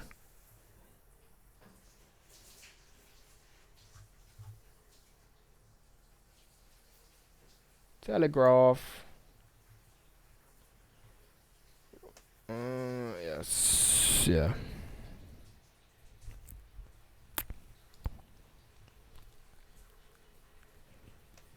I'm trying to see if like Fox News is where.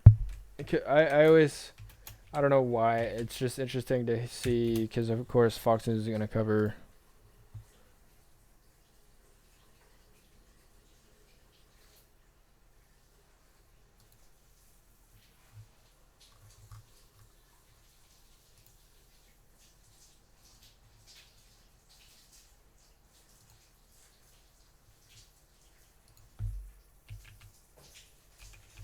Yet that any of those missiles have landed on their targets. Yeah, I mean, it's crossing over Reuters as well right now that the Qatar air defenses intercepted this missile attack on the U.S. military base there.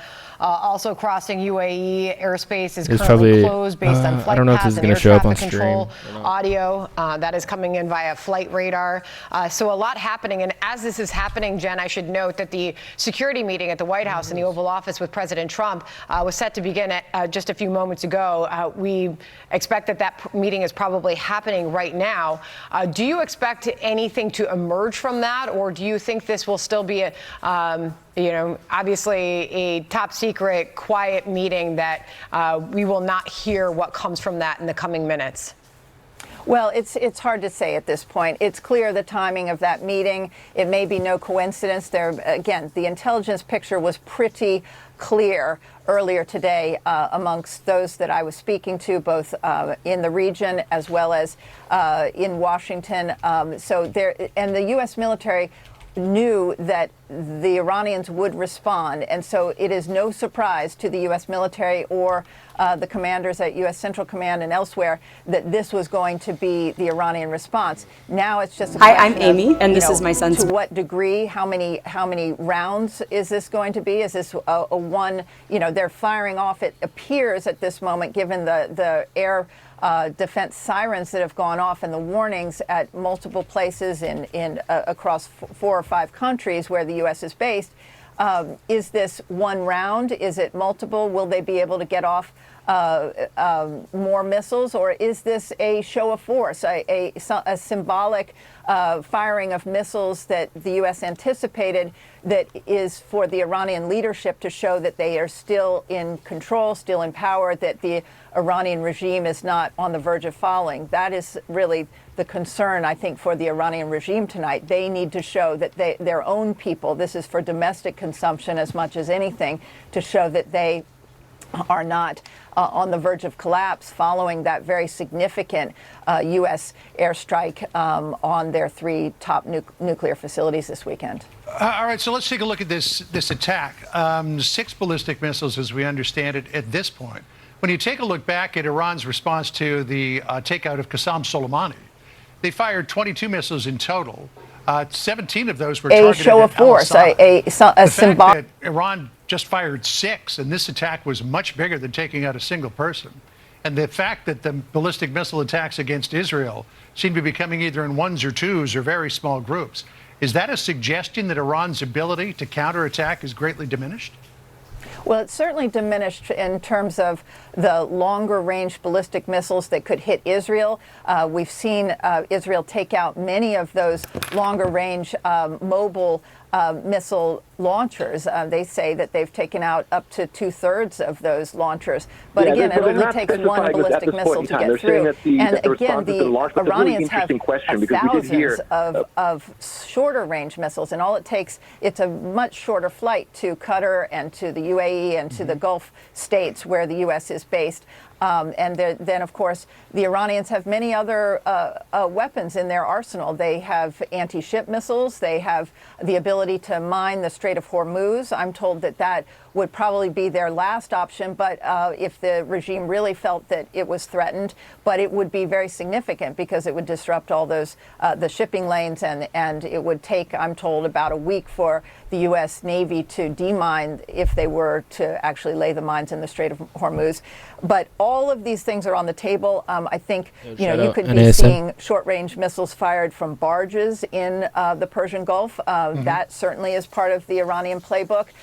We don't know at this point what was fired. Again, it's Israeli sources that are reporting that it was 6 ballistic missiles. Certainly, from looking at the skies over Qatar and the interceptors that were fired earlier, just within the last hour. We see no evidence that any of those ballistic missiles landed, but so hopefully they were all intercepted. But it is, as we've seen in the last few times that Iran has fired at Israel, it's easier to you can overwhelm air defense. Well, y'all ain't gonna believe what CNN is covering right now. They're covering Joe Biden's cancer. They're covering his cancer right now. What? I mean, like, I don't know, man. Like, it sucks that he has cancer, but, like, why is this what you're covering right now? CNN sucks, dude. Even Fox is being making it obviously very clear that this is a targeted attack on the U.S. base only, Jennifer.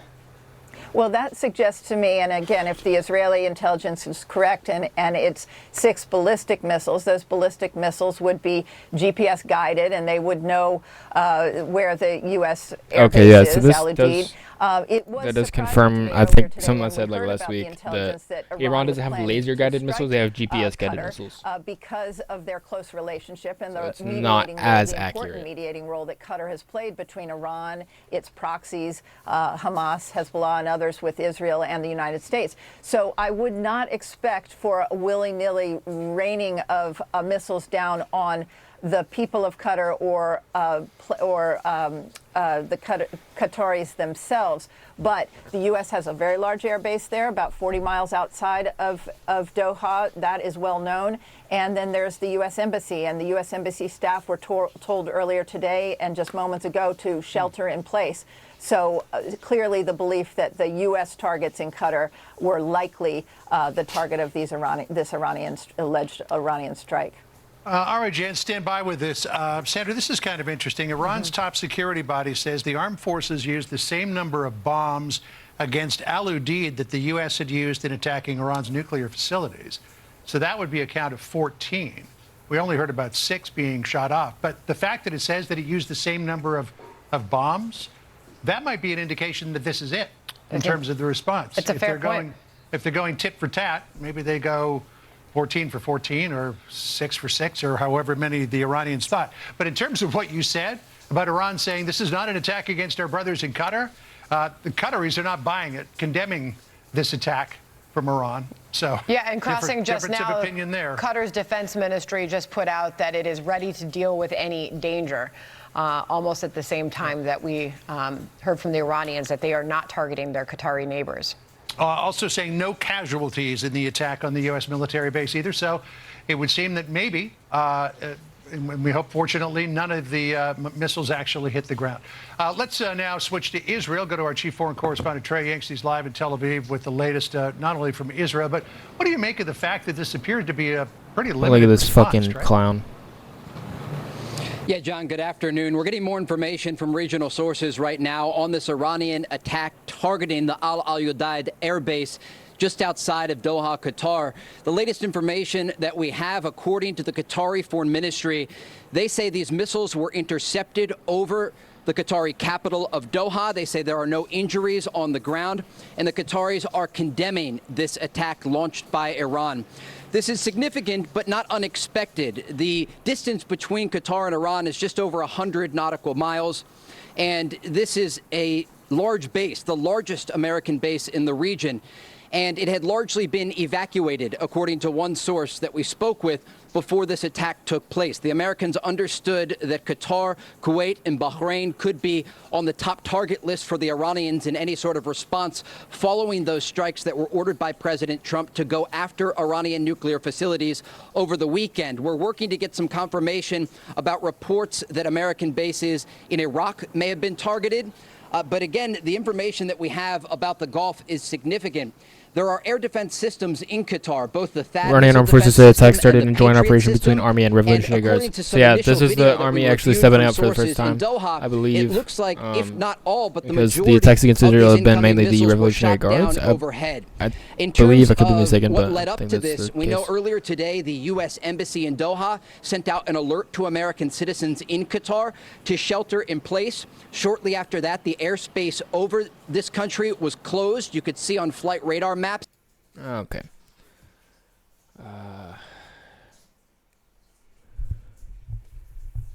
With that, I'm gonna go ahead and take it offline for the day.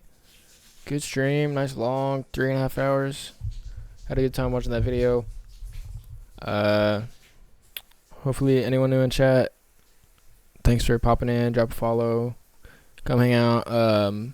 I'll be uploading these to YouTube, so if you miss something, then come swing by my YouTube and check out the uploads I'm putting on there. Stay safe, no matter where you're listening in the world. I mean, stay safe no matter what. There's just scary times we live in, but just stay strong and stay vigilant, and don't let it get you down. Peace and safety for everybody.